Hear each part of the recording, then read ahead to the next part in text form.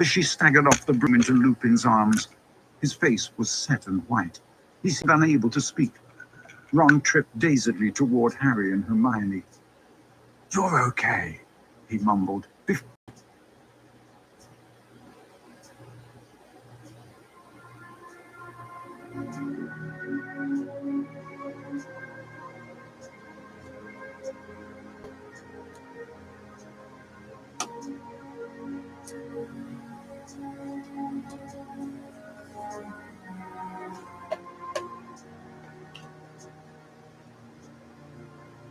Audio Renaissance presents A Crown of Swords, Book 7 of The Wheel of Time, by Robert Jordan. Read by Kate Redding and Michael Kramer.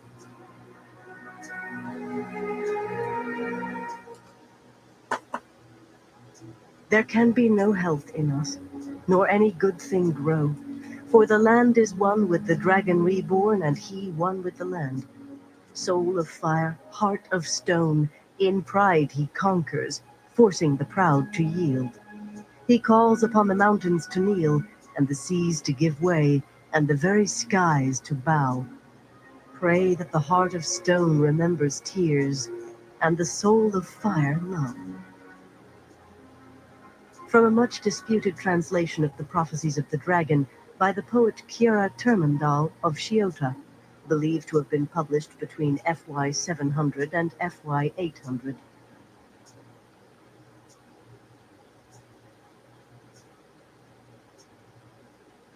Prologue. Lightnings. From the tall arched window, close onto 80 spans above the ground, not far below the top of the White Tower, Elida could see for miles beyond Tar Valon to the rolling plains and forests that bordered the broad river Aranon, running down from north and west before it divided around the white walls of the great island city. On the ground, long morning shadows must have been dappling the city, but from this prominence all seemed clear and bright. Not even the fabled topless towers of Cairhien had truly rivaled the White Tower. Certainly none of Tar Valon's lesser towers did, for all that men spoke far and wide of them and their vaulting sky bridges. This high, an almost constant breeze lessened the unnatural heat gripping the world. The Feast of Lights past, snow should have covered the ground deep, yet the weather belonged in the depths of a hard summer. Another sign that the last battle approached and the Dark One touched the world, if more were needed. Elida did not let the heat touch her, even when she descended, of course. The breeze was not why she had had her quarters moved up here, despite the inconvenience of so many stairs, to these simple rooms. Plain russet floor tiles and white marble floors decorated by a few tapestries could not compare with the grandeur of the Amerlin's study and the rooms that went with it far below. She still used those rooms occasionally. They held associations with the power of the Amerlin seat in some minds, but she resided here and worked here more often than not.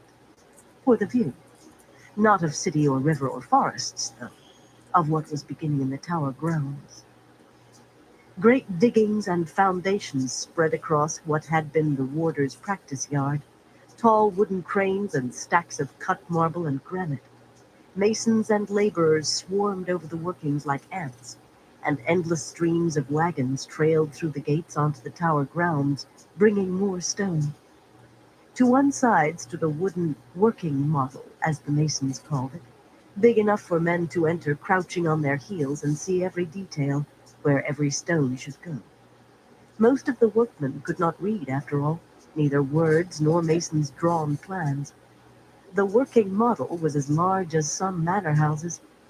When any king or queen had a palace, why should the Amerlin seat be relegated to apartments little better than those of many ordinary sisters?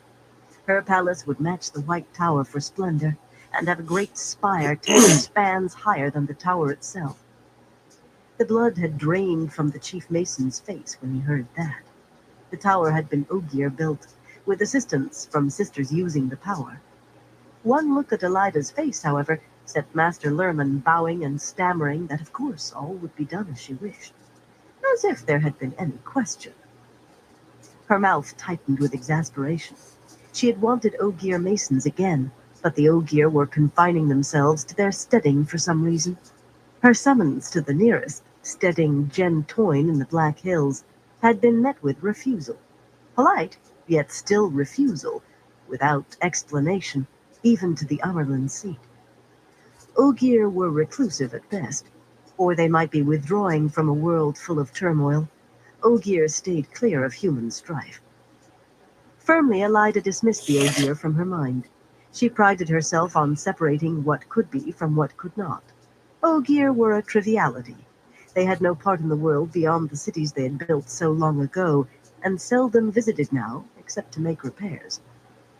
The men below, crawling beetle-like over the building site, made her frown slightly.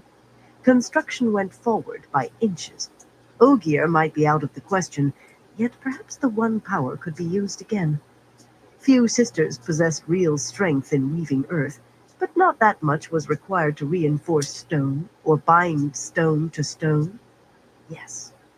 In her mind, the palace stood finished, colonnaded walks and great domes shining with gilt, and that one spire reaching to the heavens. Her eyes rose to the cloudless sky, to where the spire would peak, and she let out a long sigh. Yes, the orders would be issued today. The towering case clock in the room behind her chimed third rise, and in the city gongs and bells pealed the hour, the sound faint here, so high above. With a smile, Elida left the window, smoothing her red-slashed dress of cream silk, and adjusting the broad striped stole of the Amelin seat on her shoulders. On the ornately gilded clock, small figures of gold and silver and enamel moved with the chimes. Horned and snouted trollocs fled from a cloaked Aes Sedai on one level. On another, a man representing a false dragon tried to fend off silver lightning bolts that had obviously been hurled by a second sister. And above the clock face, itself above her head, a crowned king and queen knelt before an Amerlin seat in her enameled stole, with the flame of Tar Valon carved from a large moonstone atop a golden arch over her head. She did not laugh often, but she could not help a quietly pleased chuckle at the clock.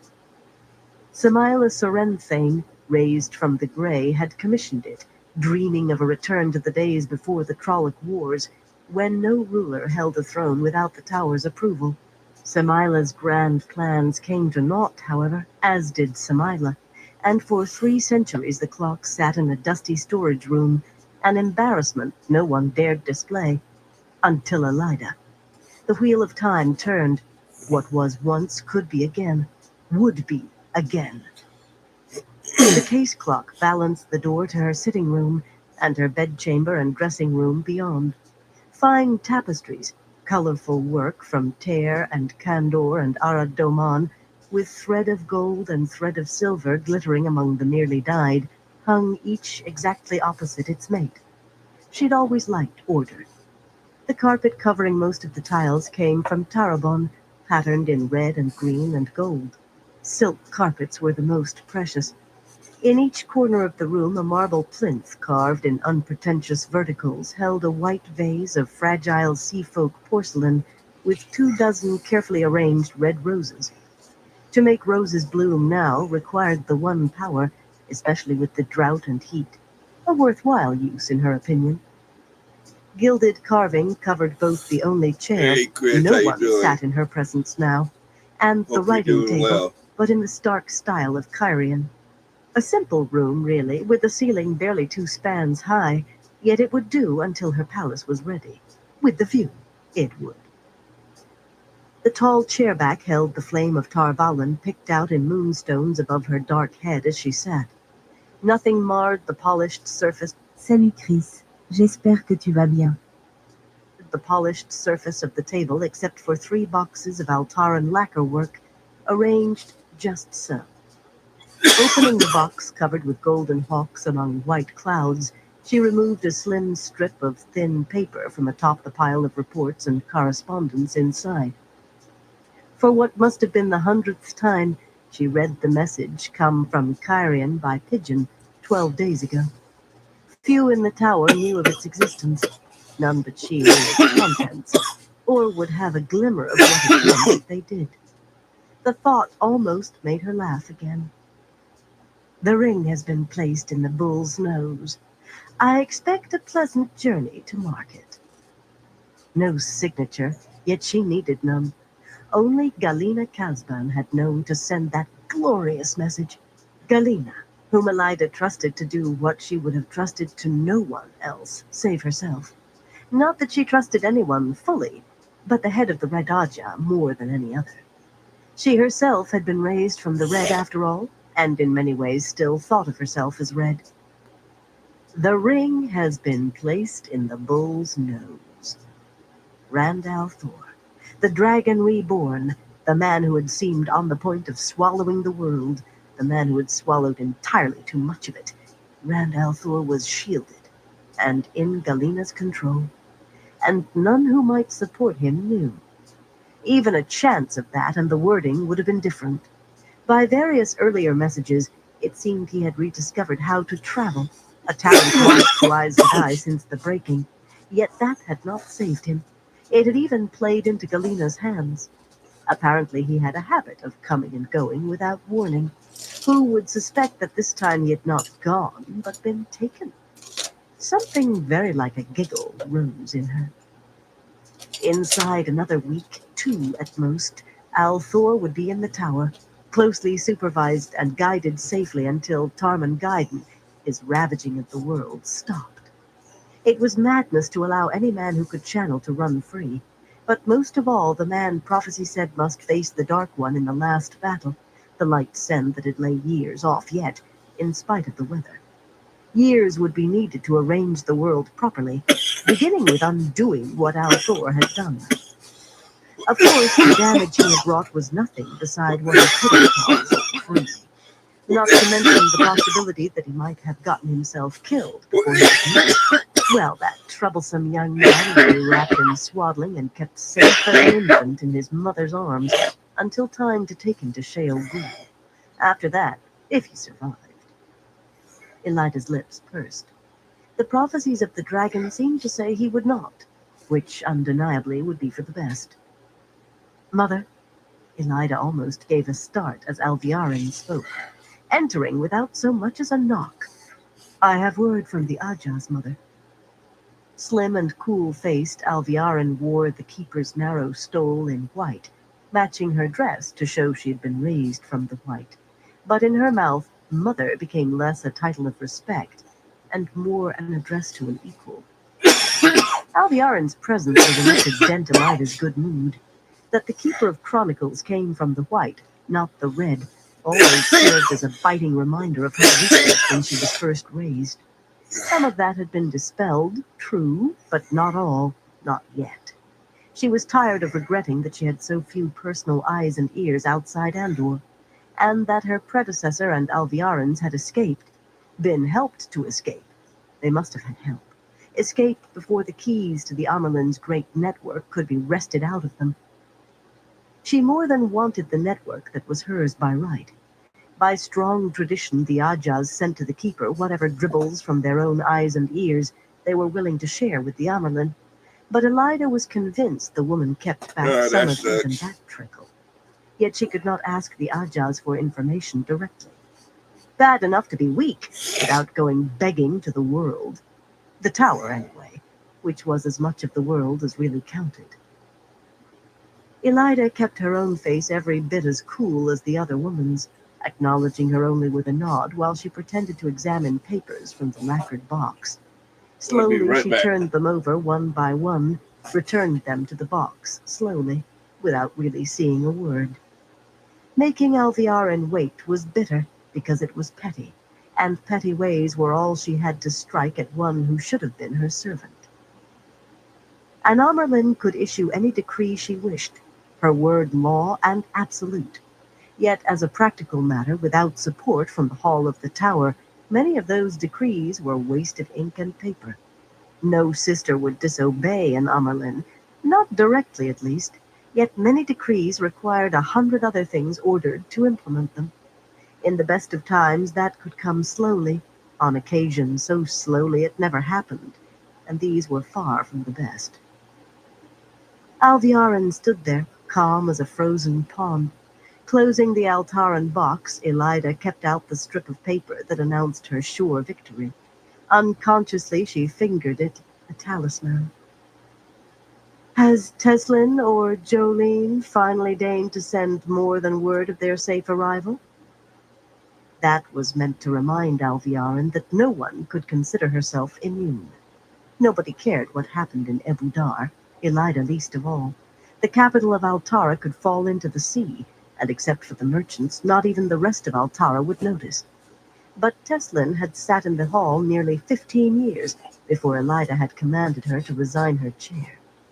If Elida could send a sitter, a red sitter, who had supported her rise off as ambassador to a fly-speck throne, with no one sure why but 100 rumors flowering, then she could come down on anyone. Jolene was a different matter. She had held her chair for the Green only a matter of weeks, and everyone was sure the Greens had selected her to show they would not be cowed by the new Amerlin, who had handed her a fearsome penance. That bit of insolence could not be allowed to pass, of course, and had not been. Everyone knew that, too. It was meant to remind Alviarin that she was vulnerable, but the slim woman merely smiled her cool smile. So long as the hall remained as it was, she was immune. She riffled through the papers in her hand, plucking one out. No word from Teslin or Jolene, Mother, no. Though, with the news you have received so far from the thrones, that smile deepened into something dangerously close to amusement. They all mean to try their wings, to see if you are as strong as your predecessor. Even Alviarin had enough sense not to speak the Sanche woman's name in her presence. It was true, though. Every king and queen, even mere noble, seemed to be testing the limits of her power. She must make examples. Glancing at the paper, Alviarin went on. There is word from Ebu Dar, however, through the gray. Had she emphasized that to drive the splinter deeper? It appears Elaine Krakand and Nynaeve Valmira are there, posing as full sisters with the blessings of the rebel embassy to Queen Tylan. There are 2 others not identified who may be doing the same. The lists of who is with the rebels are incomplete, or they may just be companions. The Greys are uncertain. Why under the light would they be in Ebu Dar? Elida said dismissively. Certainly Teslin would have sent news of that. The Grey must be passing along rumors now. Tarna's message said they are with the rebels in Salidar. Tarna Fear had reported Swan Sanche there too, and Loghain Ablar spreading those vicious lies no red sister could lower herself to acknowledge, much less deny. The Sanche woman had a hand in that obscenity, or the sun would rise in the west tomorrow. Why could she not simply have crawled away and died, decently out of sight, like other stilled women? It required effort not to draw a deep breath. Loghain could be hanged quietly as soon as the rebels were dealt with. Most of the world thought him dead long since. The filthy slander that the Red Aja had set him up as a false dragon would die with him. When the rebels were dealt with, the Sanche woman could be made to hand over the keys to the Amerlin's eyes and ears, and name the traitors who had helped her escape. A foolish hope to wish that Alviarin would be named among them. I can hardly see the Almira girl running to Ebu Dar claiming to be Aes Sedai, much less Elaine. Can you? The order Elaine found. As important as putting a leash on Althor, you said. When she was among 300 rebels in Salidar, it was impossible to do anything, but she will not be so well protected in the Tarasin Palace. I have no time for gossip and rumors. Elida bit off each word with contempt. Did Alviarin know more than she should, mentioning Althor and leashing? I suggest you read Tarna's report again, then ask yourself whether even rebels would allow Accepted to pretend to the shawl. Alviarin waited with visible patience for her to finish, then examined her sheaf again and pulled out 4 more sheets. The Grey agent sent sketches, she said blandly, proffering the pages. He is no artist, but Elaine and Nynaeve are recognizable. After a moment when Elida did not take the drawings, she slipped them under the rest. Elida felt the color of anger and embarrassment rising in her cheeks. Alviarin had led her down this path deliberately by not bringing out those sketches at the first. She ignored that. Anything else would only be more embarrassing still, but her voice became cold. I want them taken and brought to me. The lack of curiosity on Alviarin's face made Elida wonder again how much the woman knew that she was not supposed to. The Almira girl might well provide a handle on Althor, coming from the same village. All the sisters knew that, just as they knew that Elaine was daughter heir of Andor, and that her mother was dead. Vague rumors linking Morgaze to the White Cloaks were so much nonsense, for she would never have gone to the Children of the Light for help. She was dead, leaving not even a corpse behind, and Elaine would be queen. She could be wrested away from the rebels before the Andoran houses put Dialin on the Lion Throne instead. It was not widely known what made Elaine more important than any other noble with a strong claim to a throne, aside from the fact that she would be Aes Sedai one day, of course. Elida had the foretelling sometimes, a talent many thought lost before her, and long ago she had foretold that the royal house of Andor held the key to winning the last battle. 25 years gone and more, as soon as it became clear that Morgaze Trakand would gain the throne in the succession, Elida had fastened herself to the girl, as she was then. How Elaine was crucial, Elida did not know, but foretelling never lied. Sometimes she almost hated the talent. She hated things she could not control. I want all 4 of them, Alviarin. The other 2 were unimportant, certainly, but she would take no chances. Send my command to Teslin immediately. Tell her and Jolene that if they fail to send regular reports from now on, they will wish they had never been born. Include the information from the Makura. Her mouth twisted around that last. The name made Alviarin shift uneasily, too, and no wonder. Rhonda Makura's nasty little infusion was something to make any sister uncomfortable. Fork root was not lethal. At least you woke if you drank enough to sleep. But a tea that deadened a woman's ability to channel seemed aimed too directly at Aes Sedai.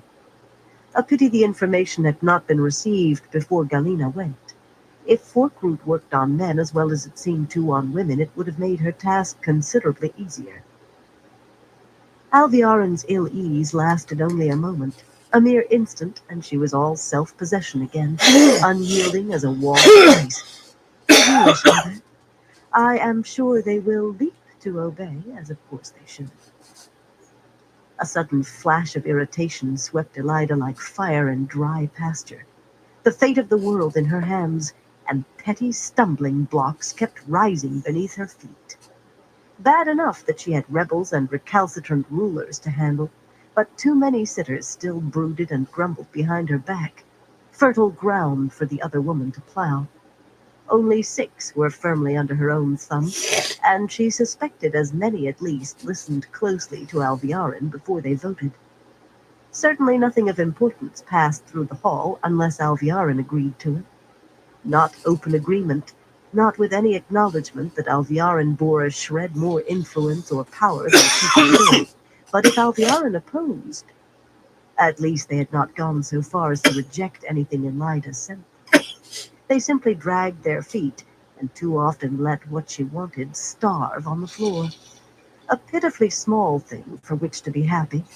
Some Amelins had become little more than puppets once the hall acquired a taste for rejecting what they put forward. Her hands clenched came from the strip of paper. The ring placed in the bull's nose. Alviarin looked as composed as a marble statue, but Elida no longer cared. The shepherd was on his way to her. The rebels would be crushed and the hall cowed, Alviarin forced to her knees, and every fractious ruler brought to heel. From Tenobia of Saldaea, who had gone into hiding to avoid her emissary, to Matin Stepaneus of Ilion, who was trying to play all sides at once again, trying to agree with her and the White Cloaks, and with Althor for all she knew. Elaine would be placed on the throne in Camelin, without her brother to get in the way and with a full knowledge of who had set her there. A little time back in the tower would make the girl damp clay in Elida's hands. I want those men rooted out, Alviarin. There was no need to say who she meant. Half Tower could talk of nothing but those men in their black tower, and the other half whispered about them in corners. There are disturbing reports, Mother. Alviarin looked through her papers once more, but Elida thought it was only for something to do. She did not pluck out any more pages, and if nothing else disturbed the woman for long, this unholy midden outside Camelin must. More rumors? Do you believe the tales of thousands flocking to Camelin in answer to that obscene amnesty? Not the least of what Althor had done, but hardly cause for worry. Just a pile of filth that must be safely cleared before Elaine was crowned in Camelin. Of course not, Mother. But Tovane is to lead. This task belongs properly to the Red. Tovane Ghazal had been 15 years away from the tower until Elida Hey, summoned her Fire, back. how you doing? The other two Red sitters who had resigned and gone into a voluntary retreat at the same time were nervous-eyed women now. But unlike Lyrene and Tsutama, Tovane had only hardened in her solitary exile. She is to have 50 sisters. There could not be more than 2 or 3 men at this black tower actually able to channel. Elida was certain. 50 sisters could overwhelm them easily. Yet there might be others to deal with. Hangers-on, camp followers, fools full of futile hopes and insane ambitions. And she is to take 200 of the guard. Are you certain that is wise? The rumors of thousands are certainly matters, but a green agent in Camelin claims there are over 400 in this black town. Yeah. A clever fellow. It seems he counted he the was a little supply rough. carts that go out from the city. And you are aware of the rumors Mazrim Taim is with them? Elida fought to keep her features smooth and barely succeeded. She had forbidden mention of Taim's name, and it was bitter that she did not dare impose the penalty on Alviarin. The woman looked her straight in the eyes. The absence of so much as a perfunctory nod this time was marked, and the temerity of asking whether her actions were wise. She was the Amerlin seat, not first among equals. The Amerlin seat. Give me 1 second. Opening the largest of the lacquered boxes revealed carved ivory miniatures laid out on gray velvet. Often just handling her collection soothed her, but more like the knitting she enjoyed, it let whoever was attending her know their place, if she seemed to give more attention to the miniatures than to what they had to say. Fingering first an exquisite cat, sleek and flowing, then an elaborately robed woman with a peculiar little animal, some fantasy of the carver, almost like a man covered in hair, crouched on her shoulder. At length Elida chose out a curving fish, so delicately carved that it seemed nearly real, despite the aged yellow of the ivory. 400 rabble, Alviarin. She felt No, it hasn't calmer been too already, bad. I can't for complain. Alviarin's mouth had thinned. Just a fraction, but she savored any crack in the woman's facade. If there are that many. Only a fool could believe that more than 1 or 2 can channel. At most. In 10 years, we have found only 6 men with the ability. Just 24 in the last 20 years. And you know how the land has been scoured. As for Taim, the name burned her mouth. The only false dragon ever to escape being gentled once in the hands of Aes Sedai. Not a thing she wanted in the chronicles under her reign. Certainly not until she decided how it should be recorded. At present, the chronicles told nothing after his capture. She stroked her thumb along the fish's scales. He is dead, Alviarin. Else we would have heard from him long since, and not serving Althor. Can you think he went from claiming to be the Dragon Reborn to serving the Dragon Reborn? Can you think he could be in Camelin without Davram Bashir at least trying to kill him? Her thumb moved faster on the ivory fish. as she reminded herself that the Marshal General of Saldaea was in Camelin, taking orders from Althor. What was Tenobia playing at? Elida held it all inside, though, presenting a face as calm as one of her carvings. 24 is a dangerous number to speak aloud, Alviarin said with an ominous quiet. As dangerous as 2,000. The chronicles record only 16. The last thing needed now is for those years to rear up again, or for sisters who know only what they were told to learn the truth. Even those you brought back hold their silence. Elida put on a bemused look. So far as she knew, Alviarin had learned the truth of those years only on being raised keeper, but her own knowledge was more personal. Not that Alviarin could be aware of that. Not for certain, anyway. Daughter, whatever comes out, I have no fear. Who is going to impose a penance on me, and on what charge? That skirted truth nicely, but apparently it impressed the other woman not at all. The chronicles record a number of Amerlins who took on public penance for some usually obscure reason, but it has always seemed to me that is how an Amerlin might have it written if she found herself with no choice except... Elida's hand slapped hand down on the table. Enough, daughter. I am Tower Law. What has been hidden will remain hidden, for the same reason it has for 20 years. The good of the White Tower. Only then did she feel the bruise beginning on her palm. She lifted her hand to reveal the fish, broken in two. How old had it been? 500 years? 1,000? It was all she could do not to quiver with rage. Her voice certainly thickened with it.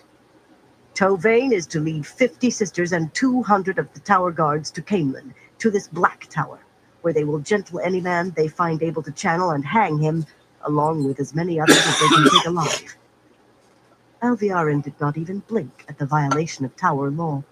Elida had spoken the truth, as she meant it to be. With this, with everything, she was tower law. For that matter, hang up the dead as well. Let them be a warning to any man who thinks of touching the true source. Have Tovane attend me. I will want to hear her plan. It will be as you command, Mother. The woman's reply was as cool and smooth as her face. Though, if I may suggest, you might wish to reconsider sending so many sisters away from the tower. Apparently the rebels found your offer wanting. They are no longer in Salidar. They are on the march. The reports come from Altara, but they must be into Murundi by now. And they have chosen themselves an Amerlin.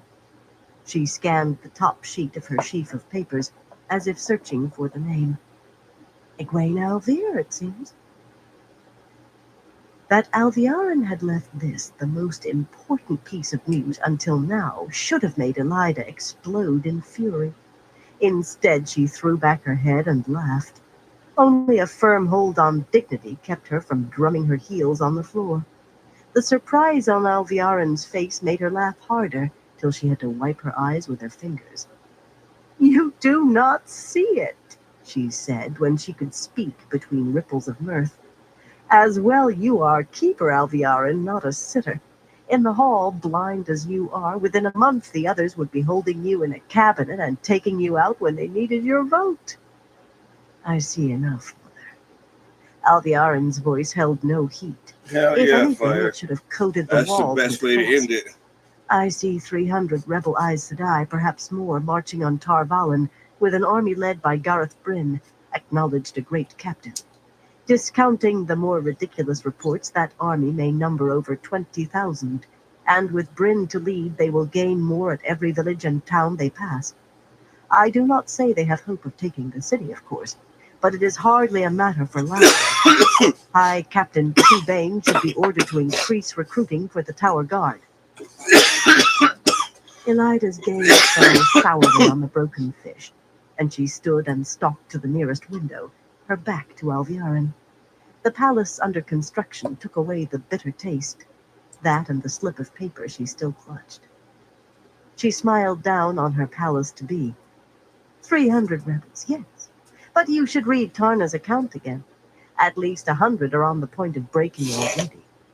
She trusted Tarna to some extent, a red with no room in her head for nonsense, and she said the rebels were ready to jump at shadows, quietly desperate sheep looking for a shepherd, she said. A wilder, of course, yet still sensible. Tarna should be back soon and able to give a fuller report. Not that it was needed. Elida's plans were already working among the rebels, but that was her secret.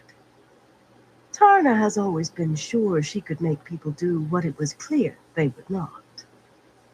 Had there been an emphasis in that? A significance of tone? Elida decided to ignore it. She had to ignore too much from Alviaran, but the day would come soon. As for their army, daughter, she says 2,000 or 3,000 men at most. If they had more, they would have made sure she saw them to overawe us. In Elida's opinion, eyes and ears always exaggerated to make their information seem more valuable. Only sisters could be truly trusted. Red sisters, anyway. Some of them. But I would not care if they did have 20,000 or 50 or 100. Can you even begin to guess why? When she turned, Alviaran's face was No all shit. smooth Hell yeah. composure, a mask That's over always good blind whenever ignorance. your You seem kids to be smoke with you. conversant with all the aspects of Tower law. What penalty do rebels face? For the leaders, Alviaran said slowly, stilling. She frowned slightly, skirts swaying just barely as her feet shifted. Good. Even Accepted knew this, and she could not understand why Elida asked. Very good. For many of the rest, too. Perhaps. The leaders might themselves escape that, most of them, if they submitted properly. The minimum penalty in law was to be birched in the Grand Hall before the assembled sisters, followed by at least a year and a day in public penance. Yet nothing said the penance must be served all at once. A month here, a month there, and they would still be atoning their crimes 10 years from now. Constant reminders of what came of resisting her. Some would be stilled, of course. Shiriam, a few of the more prominent so-called sitters, but only sufficient to make the rest fear putting a foot wrong again, not enough to weaken the tower. The White Tower had to be whole, and it had to be strong. Strong and firmly in her grasp. Only one crime among those they have committed demands stilling. Alviaran opened her mouth. There had been ancient rebellions, buried so deep that few among the sisters knew. The chronicles stood mute, the lists of stilled and executed confined to records open only to Amerlin, Keeper, and sitters, aside from the few librarians who kept them. Elida allowed Alviaran no opportunity to speak. Any woman who falsely claims the title of Amerlin's seat must be stilled. If they believed they had any chance of success, Shiriam would be their Amerlin, or Lelaine, or Carlinia, or one of the others. Tarna reported that Romanda Cassin had come out of her retirement. Romanda surely would have seized the stole with both hands if she saw the 10th part of a chance. Instead, they have plucked out an Accepted. Elida shook her head in wry Nice. amusement. She could quote every I'm word of the smoking law on, setting out how a woman was I just chosen picked it up Amerlin. today at the She had disco. made They had good a use of it deal herself, for after all, and never once did it require that $30 the for a woman be a half full ounce of sister. shake. Obviously, she must be. So those who True framed the law syrup never X. stated it, and the rebels had squirmed through that crack. White cookies, I They think. know their cause is hopeless, Alviaran. They plan to strut and bluster, try to dig out some protection against penalty for themselves, then yield the girl as a sacrifice. Which was a pity. The Alvir girl was another possible handle on Althor, and when she reached her full strength in the One Power, she would have been one of the strongest in 1,000 years or more. A true pity. Gareth Bryn and an army hardly sound like strutting to me. It will take their army 5 or 6 months to reach Tarvalin. In that time, High Captain Chubane could increase the guard. Their army, Elida sneered. Alviaran was such a fool. For all her cool exterior, she was a rabbit. Next, she would be spouting the Sanche woman's nonsense about the Forsaken being loose. Of course, she did not know the secret, but just the same. Farmers carrying pikes, butchers with bows, and tailors on horseback. and every step of the way thinking of the shining walls that held Arthur Hawkwing at bay. No, not a rabbit, a weasel. Yet soon or late, she would be weasel fur trim on Elida's cloak. The lights send it soon. Every step of the way they will lose a man, if not 10. I would not be surprised if our rebels appear with nothing more than their warders. Too many people knew of the division in the tower. Once the rebellion was broken, of course, it could be made to seem all a ploy, a part of gaining control of young Althor, perhaps. An effort of years, that, and generations before memories faded. Every last rebel would pay for that on her knees. Elida clenched her fist as though she held all the rebels by the throat, or Alviarin. I mean to break them, daughter. They will split open like a rotten melon. Her secret assured that, however many farmers and tailors Lord Bryn hung on to, but let the other woman think as she would. Suddenly the foretelling took hold of her, a certainty about things she could not see stronger than if they had been laid out before her. She would have been willing to step blindly over a cliff on that certainty. The White Tower will be whole again, except for remnants cast out and scorned, whole and stronger than ever. Randall Thor will face the Amerlin's seat and know her anger. The Black Tower will be rent in blood and fire, and sisters will walk its grounds. This I foretell. As usual, the foretelling left her trembling, gasping for breath.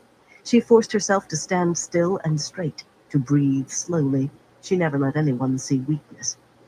But Alviarin, her eyes were wide as they could open, lips parted as if she had forgotten the words she meant to speak.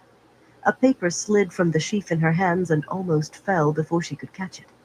That recalled her to herself. In a flash she regained her serene mask, a perfect picture of Aes Sedai calm, but she definitely had been jolted to her heels. Oh, very good. Let her chew on the certain surety of Elida's victory. Chew and break her teeth. Elida drew a deep breath and seated herself behind her writing table again, putting the broken ivory fish to one side where she did not have to look at it. It was time to exploit her victory. There is work to be done today, daughter. The first message is to go to the Lady Caroline Damodred. Elida spun out her plans, enlarging on what Alviarin knew, revealing some that she did not, because at the last an Amerlin did have to work through her keeper, however much she hated the woman. There was a pleasure in watching Alviarin's eyes, watching her wonder what else she still did not know. But while Elida ordered, divided, and assigned the world between the Arith Ocean and the spine of the world, in her mind frolicked the image of young Althor on his way to her like a caged bear, to be taught to dance for his dinner. The chronicles could hardly record the years of the last battle without mentioning the dragon reborn, but she knew that one name would be written larger than all others.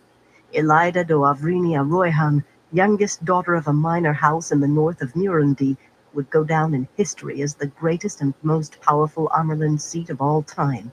The most powerful woman in the history of the world. The woman who saved humankind.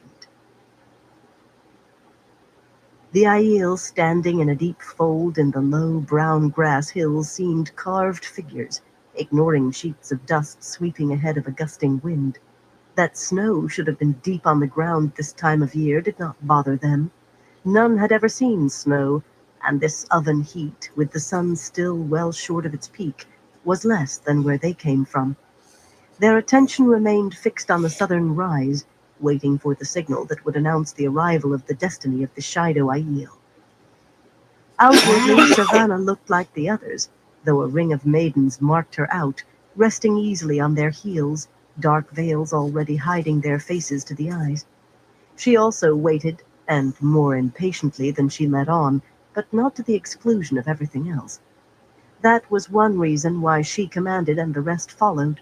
The second was that she saw what could be if you refused to let outworn custom and stale tradition tie your hands. A slight flicker of her green eyes to the left showed 12 men and 1 woman, each with round bull-hide buckler and 3 or 4 short spears, garbed in gray and brown cutting that blended as well with the terrain here as in the threefold land. Efalin, short graying hair hidden by the shufa wrapped around her head, sometimes glanced Savannah's way. If a maiden of the spear could said to be uneasy, Efalin was.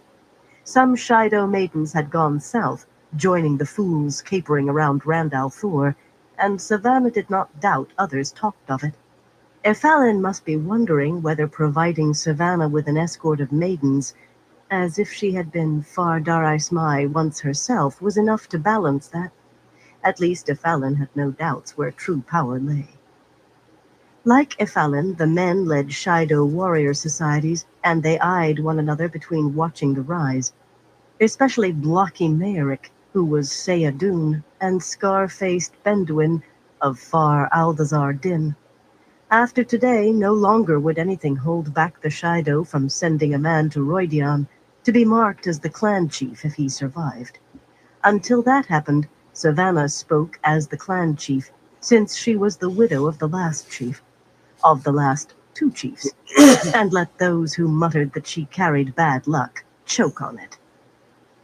Gold and ivory bracelets clattered softly as she straightened the dark shawl over her arms and adjusted her necklaces. Most of those were gold and ivory too, but one was a mass of pearls and rubies that had belonged to a Wetlander noblewoman. The woman now wore white, and hauled and fetched alongside the other guy shine back in the mountains called Kinslayer's Dagger, with a ruby the size of a small hen's egg nestled between her breasts. The wetlands held rich prizes. A large emerald on her finger caught sunlight in green fire. Finger rings were one Wetlander custom worth adopting, no matter the stares often aimed at hers.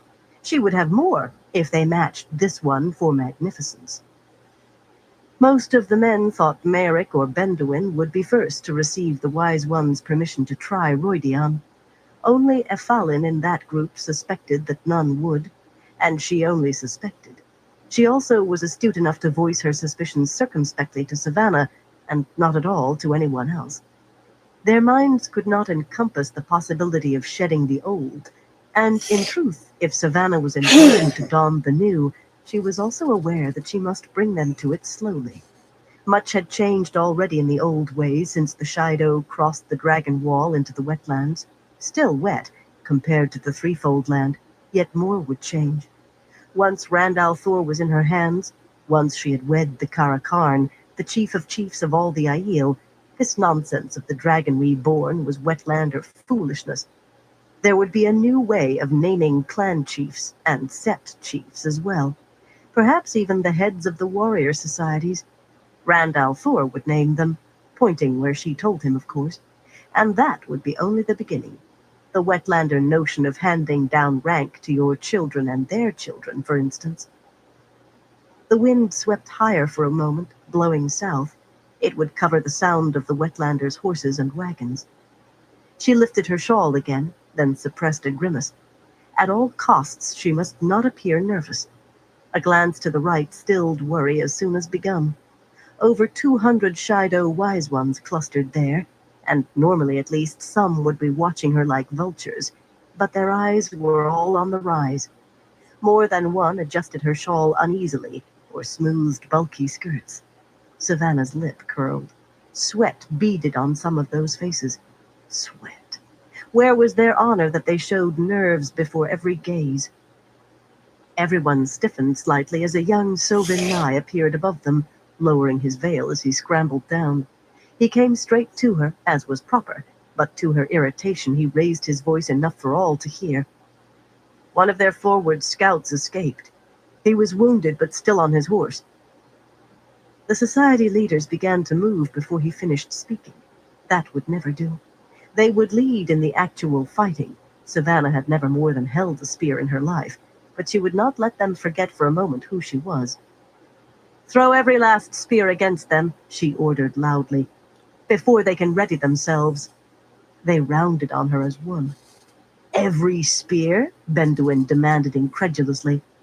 You mean except for the screens? Glowering, Merrick spoke right on top of him. If we keep no reserve, we can be... Savannah cut them both off. Every spear. These are Aes Sedai we dance with.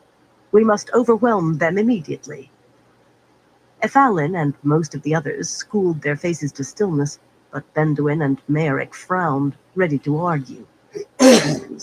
They faced a few dozen Aes Sedai, a few hundred Wetlander soldiers, yet with the more than 40,000 Algai Desiswai they had insisted on, they still wanted their screens of scouts and their spears in reserve as if they faced other Aiel or a Wetlander army. I speak as the clan chief of the Shido. She should not have to say that, but a reminder could do no harm. They are a handful. She weighted every word with contempt now. They can be run down if the spears move quickly. You were ready to avenge Desane this sunrise. Do I smell fear now? Fear of a few Wetlanders? Has honor gone from the Shido? That turned their faces to stone as intended. Even Ephalin showed eyes fire. like polished gray gems as she veiled.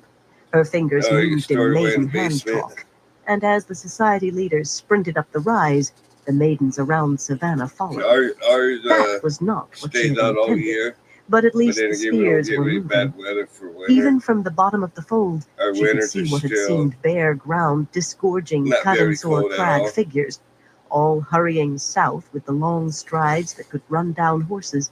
There was no time to waste. With a thought to have it's a words smaller with Ephalin barbecue. later, Savannah turned to the wise ones. Chosen from the strongest of the Shido wise ones who could wield the one power, they were 6 or 7 for every Aes Sedai round Randall Thor, yet Savannah saw doubt. They tried to hide it behind stony faces, but it was there, in shifting eyes, in tongues wetting lips.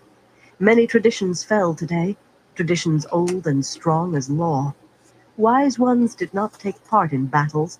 Wise ones kept far from Aes Sedai. They knew the ancient tales, that the Aiel had been sent to the threefold land for failing the Aes Sedai, that they would be destroyed if ever they failed them again.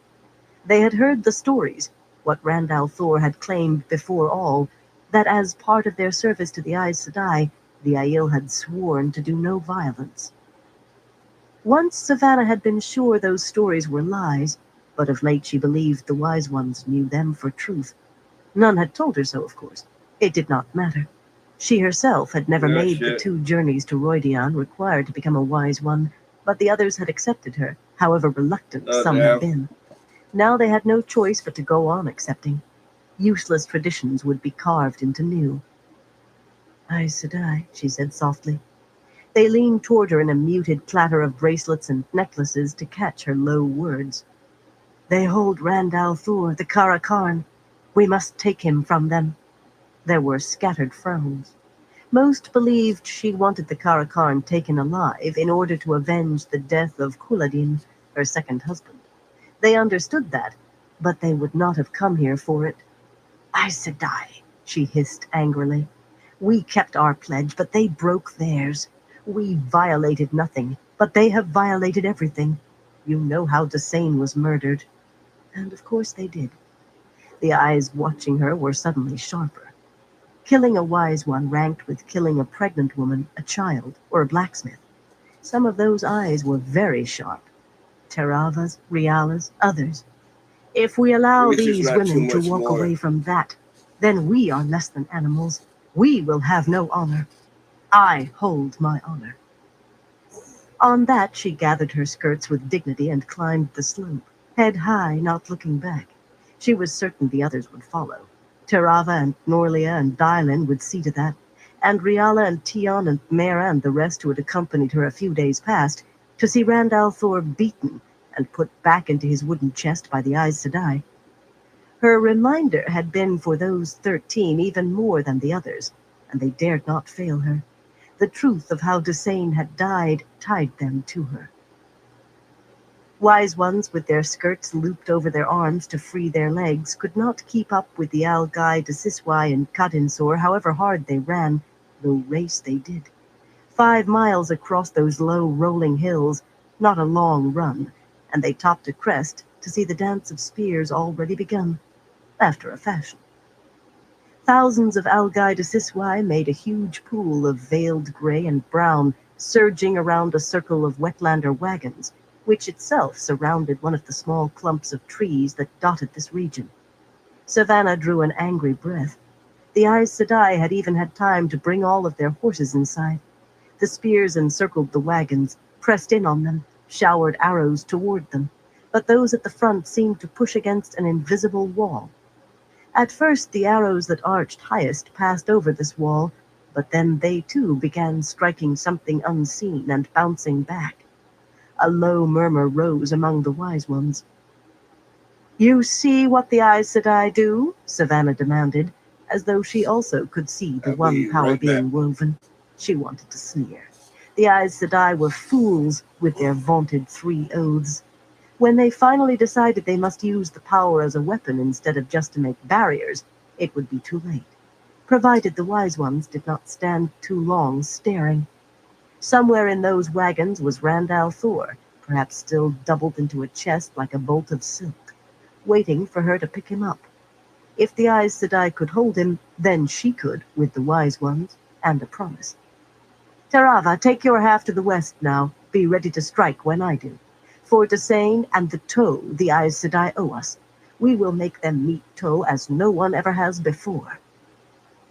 It was a foolish boast to speak of making someone meet an obligation they had not acknowledged, yet in the angry mutters from the other women, Savannah heard other furious promises to make the Aes Sedai meet Toe. Only those who had killed Dessain on Savannah's orders stood silent. Terava's narrow lips tightened slightly, but finally she said, "It will be as you say, Savannah." At an easy lope, Savannah led her half of the wise ones to the east side of the battle, if it could be called that yet. She had wanted to remain on a rise where she could have a good view. That was how a clan chief or battle leader directed the dance of spears. But in this one thing she found no support, even from Terava and the others who shared the secret of Dessain's death. The wise ones made a sharp contrast with the Algai Siswai as she lined them up in their white algoda blouses and dark wool skirts and shawls, their glittering bracelets and necklaces, and their waist-length hair held back by dark folded scarves. For all their decision that if they were to be in the dance of the spears they would be in it, not on a rise apart, she did not believe they yet realized that the true battle today was theirs to fight. After today, nothing would be the same again, and tethering Randall Thor was the smallest part. Among the Algai Siswai staring toward the wagons, only height quickly told men from maidens. Veils and shufa hid heads and faces, and Cut-in-Sor was Cut-in-Sor, aside from the differences of cut that marked clan and sept and society. Those at the outer edge of the encirclement appeared confused, grumbling among themselves as they waited for something to happen. They had come prepared to dance with Aes Sedai lightning, and now they milled impatiently, too far back even to use the horn bows still in leather cases on their backs. They would not have to wait much longer if Savannah had her way. Hands on hips, she addressed the other wise ones. "Those to the south of me will disrupt what the Aes Sedai are doing. Those to the north will attack. Forward the spears!" With the command, she turned to watch the destruction of the Aes Sedai, who thought they had only steel to face. Nothing happened. In front of her, the mass of Algai Siswai seethed uselessly, and the loudest sound was the occasional drumming of spears on bucklers. Savannah gathered her anger, winding it like thread from the spinning. She had been so sure they were ready after Dessain's butchered corpse was displayed to them. But if they still found attacking Aes Sedai unthinkable, she would chivvy them to it if she had to shame them all till they demanded to put on Gaishine white. Suddenly a ball of pure flame the size of a man's head arched toward the wagons, sizzling and hissing. Then another. Dozens. The knot in her middle loosened. More fireballs came from the west, from Terava and the rest. Smoke began to rise from burning wagons, first gray wisps, then thickening black pillars. The murmurs of the Algai Siswai changed pitch, and if those directly in front of her moved little, there was a sudden sense of pressing forward. Shouts drifted from the wagons, men yelling in anger, bellowing in pain. Whatever barriers the Aes Sedai had made were down. It had begun, and there could be only one ending. Randall Thor would be hers. He would give her the Aiel to take all of the wetlands, and before he died, he would give her daughters and sons to lead the Aiel after her. She might enjoy that. He was quite pretty, really, strong and young. She did not expect the Aes Sedai to go down easily, and they did not. Fireballs fell among the spears, turning cut-in-sword-clad figures to torches, and lightning struck from a clear sky, hurling men and earth into the air. The wise ones learned from what they saw, though, or perhaps they already knew and had hesitated before. Most channeled so seldom, especially where anyone besides wise ones could see, that only another wise one knew whether any given woman could. Whatever the reason, no sooner did lightning begin to fall among the Shido spears than more struck toward the wagons. Blue. How you doing? Not all reached its target. Balls of see fire ya. streaking through the air, Yes, I'm about to some load large another as boat. horses now, Well, silver lightning stabbing I already toward had the ground like smoked two spears from the joints, so heavens, sometimes suddenly time darted for, aside, as if a nice striking an bowl. invisible shield, or erupted violently in midair, or simply vanished altogether. Roars and crashes filled the air, warring with shouts and screams. Savannah stared at the sky in How's your delight. night going, Blue? It was like the Illuminator's displays she had read about. Suddenly the world turned white Hey, in her Liquor eyes. Session, how She you seemed to doing? be floating. When she could see again, Yes, she was I'm flat on the loading on up. ground a dozen paces from where she had stood, aching in every muscle, struggling for breath and covered with a scattering of dirt. Her hair wanted to lift Yeah, I away from her. also have. Other wise ones were down as well, around a ragged hole a span across torn in the ground. Thin tendrils of smoke rose from the dresses of some. Not everyone had fallen. The battle of fire and lightning continued in the sky, but too many. She had to throw them back into the dance. Forcing herself to breathe, she scrambled to her feet, not bothering to brush off the dirt. "Push spears!" she shouted.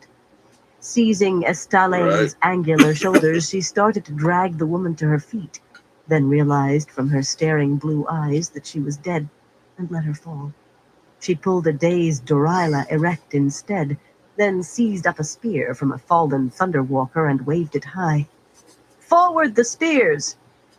Some of the wise ones seemed to take her literally, plunging into the mass of Algai de Siswai. Others kept their heads better, helping those who could rise, and the storm of fire and lightning continued as she raged up and down the line of wise ones, waving her spear and shouting, "Push spears! Forward the spears!" She felt like laughing. She did laugh. With dirt all over her and the battle raging, she had never been so exhilarated before in her life. Almost she wished she had chosen to become a maiden of the spear. Almost. No Far Darai Smai could ever be clan chief, any more than a man could be a wise one. A maiden's route to power was to give up the spear and become a wise one. As wife of a clan chief, she had been wielding power at an age when a maiden was barely trusted to carry a spear, or a wise one's apprentice to fetch water. And now she had it all, wise one and clan chief, though it would take some doing yet to have that last title in truth. Titles mattered little so long as she had the power, but why should she not have both? A sudden scream made her turn, and she gaped at the sight of a shaggy gray wolf ripping Docera's throat out. Without thought, she plunged her spear into its side.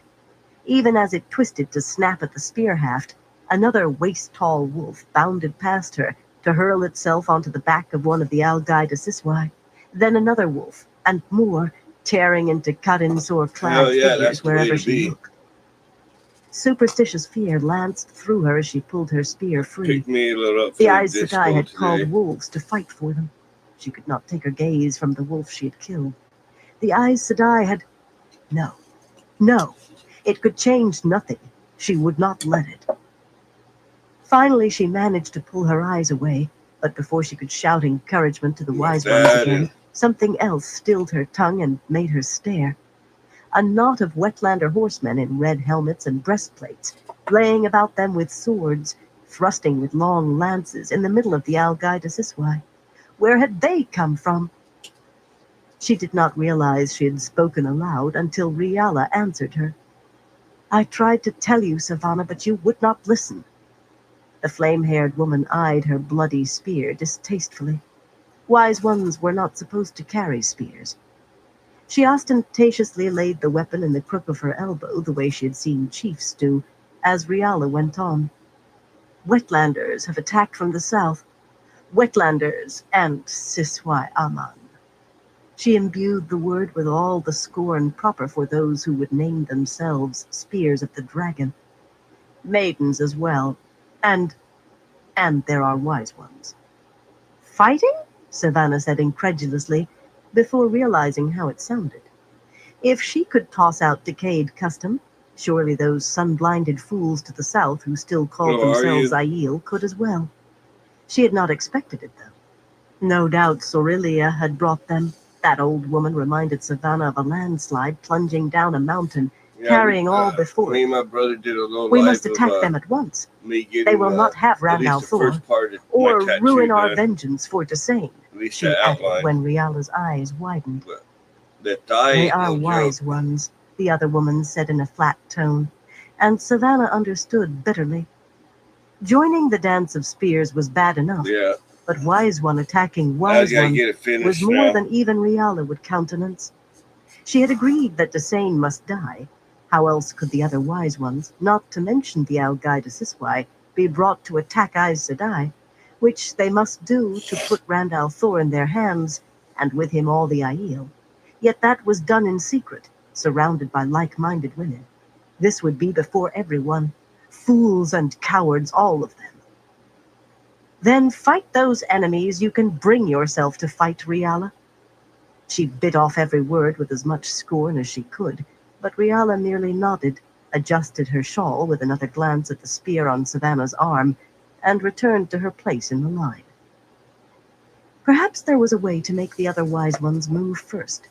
Better to attack by surprise, but better anything than that they should snatch Randall Thor from her very hands. What she would not give for a woman who could channel and would do as she was told without balking. What she would not give to be on a rise where she could see how the battle went. Keeping her spear ready and a wary eye out for wolves, those she could see were either killing men and women in Kadinsor or were dead themselves, she returned to shouting encouragement. To the south, more fire and lightning fell among the shadow than before, but it made no difference that she could tell. That battle with its explosions of flame and earth and people continued unabated. "Push spears!" she shouted, waving hers. "Push spears!" Among the churning Algaida Siswai, she could not make out any of the fools who had tied a bit of red cloth around their temples and named themselves Siswai Aman. Perhaps they were too few to alter the course of events. The knots of wetlanders certainly seemed few and far between.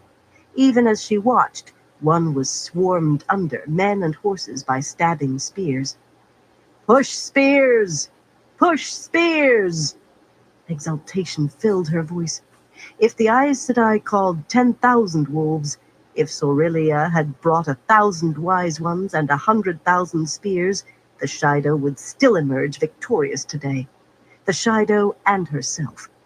Savannah of the Jumai Shido would be a name remembered forever. Suddenly a hollow boom sounded amid the roar of battle. It seemed to come from the direction of the Aes Sedai wagons, but nothing told her whether they had caused it or the wise ones. She disliked things she did not understand, yet she was not about to ask Riala or the others and flaunt her ignorance. And her lack of the ability all here had saved her. It counted for nothing among themselves, but another thing she did not like was for others to have power she did not. A flicker of light among the Algaida Siswai, a sense of something turning, caught the corner of her eye, but when she turned to look, there was nothing. Again, the same thing happened. A flash of light seen on the edge of vision, and again, when she looked, there was nothing to see. Too many things she did not understand. Shouting encouragement, she eyed the line of Shido wise ones. Some appeared bedraggled, headscarves gone and long hair hanging loose, skirts and blouses covered with dirt or even singed. At least a dozen lay stretched out in a row, groaning, and 7 more were still, shawls laid over their faces. It was those on their feet that interested her. Riala and Alaris, with her rare black hair all awry. Somarin, who had taken to wearing her blouse unlaced, to show even more generous cleavage than Savannah herself, and Mera, with her long face yet more grim than usual, stout Tion, and skinny Belinda, and Modara, as tall as most men. One of them should have told her if they did something new. The secret of Desane bound them to her. Even for a wise one, revelation of that would lead to a lifetime of pain, and worse, shame. Trying to meet To, if the one revealed was not simply driven naked into the wilderness to live or die as she could, likely to be killed like a beast by any who found her. Even so, Savannah was sure they took as much delight as the rest in concealing things from her, the things that wise ones learned during their apprenticeships and in the journeys to Roidion. Something would have to be done about that, but later. She would not display weakness by asking what they did now. Turning back to the battle, she found the balance changing, and in her favor it appeared. To the south, fireballs and lightning bolts plummeted as heavily as ever, but not in front of her, and it seemed not to the west or north either. What struck toward the wagons still failed to reach the ground more often than not, yet there was a definite slackening of the Aes Sedai's efforts. They had been forced onto the defensive. She was winning. Even as the thought flushed through her like pure heat, the Aes Sedai went silent. Only to the south did fire and lightning still fall among the Algai de Siswai. She opened her mouth to shout victory, and another realization silenced her. Fire and lightning stormed down toward the wagons, stormed down and crashed against some unseen obstruction. Smoke from burning wagons was beginning to outline the shape of a dome as it streamed up and finally billowed from a hole in the top of the invisible enclosure. Line of wise ones, her face such that several flinched, and maybe from the spear in her hand. She knew she looked ready to was ready. "Why have you let them do this?" she raged. "Why? You were to obstruct whatever they did, not allow them to make more walls." Tion looked ready to empty her stomach, but she planted her fists on broad hips and faced Savannah directly. It was not the Aes Sedai. "Not the Aes Sedai?" Savannah spat. "Then who? The other wise ones? I told you we must attack them." "It was not women," Riala said, her voice faltering. "It was not." Face pale, she swallowed. Savannah turned slowly to stare at the dome, only then remembering to breathe again. Something had risen through the hole where the smoke gushed out. One of the Wetlander banners. The smoke was not enough to obscure it completely. Crimson, with a disk half white and half black, the colors divided by a sinuous line, just like the piece of cloth the Siswai Aman wore. Randall Thor's banner. Could he possibly be strong enough to have broken free, overwhelmed all the Aes Sedai, and raised that? It had to be. The storm still battered at the dome, but Savannah heard murmurs behind her. The other women were thinking of retreat. Not her. She'd always known that the easiest path to power lay through conquering men who already possessed it, and even as a child she was sure she had been born with the weapons to conquer them. Suladrik, clan chief of the Shido, fell to her at 16, and when he died, she chose out those most likely to succeed. Muradin and Kuladin each believed he alone had captured her interest, and when Muradin failed to return from Roidion, as so many men did, one smile convinced Kuladin that he had overwhelmed her. But the power of a clan chief paled beside that of the Karakarn, and even that was nothing beside what she saw before her. She shivered as if she had just seen the most beautiful man imaginable in the sweat tent. When Randall Thor was hers, she would conquer the whole world. "Press harder," she commanded. "Harder! We will humble these Aes Sedai for Desane." And she would have Randall Thor. Abruptly, there was a roar from the front of the battle, men shouting, screaming. She cursed that she could not see what was happening. Again, she shouted for the wise ones to press harder, but if anything, it seemed the fall of flame and lightning against the dome lessened. And then there was something she could see. Close to the wagons, Kadinsor-clad figures and earth erupted into the air with a thunderous crash, not in one place, but in a long line. Again the ground exploded, and again, each time a little farther from the encircled wagons. Not a line, but a solid ring of exploding ground and men and maidens that she had no doubt ran all the way around the wagons. Again and again and again, ever expanding, Hey, and James suddenly Boney, how you Algai de doing? Siswai were pushing past her, buffeting through the line of wise ones, running. Savannah beat at them with her spear, flailing at heads and shoulders, not caring when the spearhead came away redder than before. Stand and fight! Stand for the honor of the Shido! They rushed by, unheeding. Have you no honor? Stand and fight! She stabbed a fleeing maiden in the back, but the rest just trampled over the fallen woman. Abruptly she realized that some of the wise ones were gone, and others picking up the injured. Riala turned to run, and Savannah seized the taller woman's arm, threatening her with the spear. She did not care that Riala could channel. We must stand! We can still have him! The other woman's face was a mask of fear. If we stand, we die, or else we end chained outside Randall Thor's tent.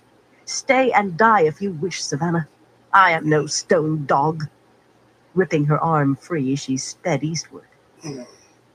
For a moment more, Savannah stood there, letting the men and This chair maidens sucks. push her this way and It's only that as they sitting for streamed so by long in before it panic. starts making my back Then she hurt. tossed down the spear and felt her belt pouch, where a small cube of intricately carved stone lay. Well that she had hesitated over throwing that away. She had another cord for her bow yet. Gathering her skirts to bare her legs, she joined in the chaotic flight. But if all the rest fled in terror, she ran with plans whirling through her head. She would have Randall Thor on his knees before her, and the Aes Sedai as well. Alviarin finally left Elida's apartments, as cool and collected as ever on the surface. Inside, she felt wrung out like a damp cloth. She managed to keep her legs steady down the long, curving flights of stairs, marble even in the very heights. Liveried servants bowed and curtsied as they scurried about their tasks, seeing only the keeper in all her Aes Sedai serenity. As she went lower, sisters began to appear, many wearing their shawls, fringed in the colors of their adjas, as if to emphasize by formality that they were full sisters. They eyed her as she passed, uneasy often as not. The only one to ignore her was Donella, a dreamy brown sister. She'd been part of bringing down Swan Sanche and raising Elida, but lost in her own thoughts. A solitary with no friends, even in her own Aja, she seemed unaware that she'd been shoved aside. Others were all too aware. Barisha, a lean and hard-eyed gray, and Kara, with the fair hair and blue eyes that appeared occasionally among Tyrans, and all the arrogance so common to Greens, went so far as to curtsy. Noreen made as if to, then did not. Big-eyed and nearly as dreamy as Donella at times, and as friendless, she resented Alviarin. If the keeper came from the white, in her eyes it should have been Noreen Dovarna. The courtesy was not required toward the keeper, not from a sister. But no doubt they hoped she might intercede with Elida should that become necessary. The others merely wondered what commands she carried, whether another sister was to be singled out today for some failure in the Amerlin's eyes. Not even Reds went within 5 levels of the Amerlin's new apartments unless summoned, and more than one sister actually hid when Elida came below. The very air seemed heated, thick with a fear that had nothing to do with rebels or men channeling. Several sisters tried to speak, but Alviarin brushed past, barely polite, hardly noticing worry bloom in their eyes when she refused to pause. Elida filled her mind as much as theirs. A woman of many layers, Elida. The first look at her showed a beautiful woman filled with dignified reserve. The second, a woman of steel, stern as a bared blade. She overwhelmed where others persuaded, bludgeoned where others tried diplomacy or the game of houses. Anyone who knew her saw her intelligence, but only after a time did you realize that for all her brains, she saw what she wanted to see, would try to make true what she wanted to be true. Of the two indisputably frightening things about her, the lesser was that she so often succeeded. The greater was her talent for foretelling. So easy to forget that, erratic and infrequent. It had been so long since the last foretelling that the very unpredictability made it strike like a thunderbolt. No one could say when it would come, not even Elida, and no one could say what it would reveal. Now Alviarin almost felt the woman's shadowy presence following and watching. It might be necessary to kill her yet. If so, Elida would not be the first she had killed in secret. Still, she hesitated to take that step without orders, or at least permission. She entered her own apartment with a sense of relief, as though Elida's shade could not cross the threshold. A foolish thought. If Elida had a suspicion of the truth, 1,000 leagues would not keep her from Alviarin's throat. Elida would expect her to be hard at work, personally penning orders for the Amelin's signature and seal. But which of those orders were actually to be carried out Right had back. yet to be decided. Not by Elida, of course, nor by herself. The rooms were smaller than those Elida occupied, though the ceilings reached higher, and a balcony looked over the great square in front of the tower from 100 feet up. Sometimes she went out on the balcony to see Tar Valon spread out before her, the greatest city in the world, filled with countless thousands who were less than pieces on a stone's board.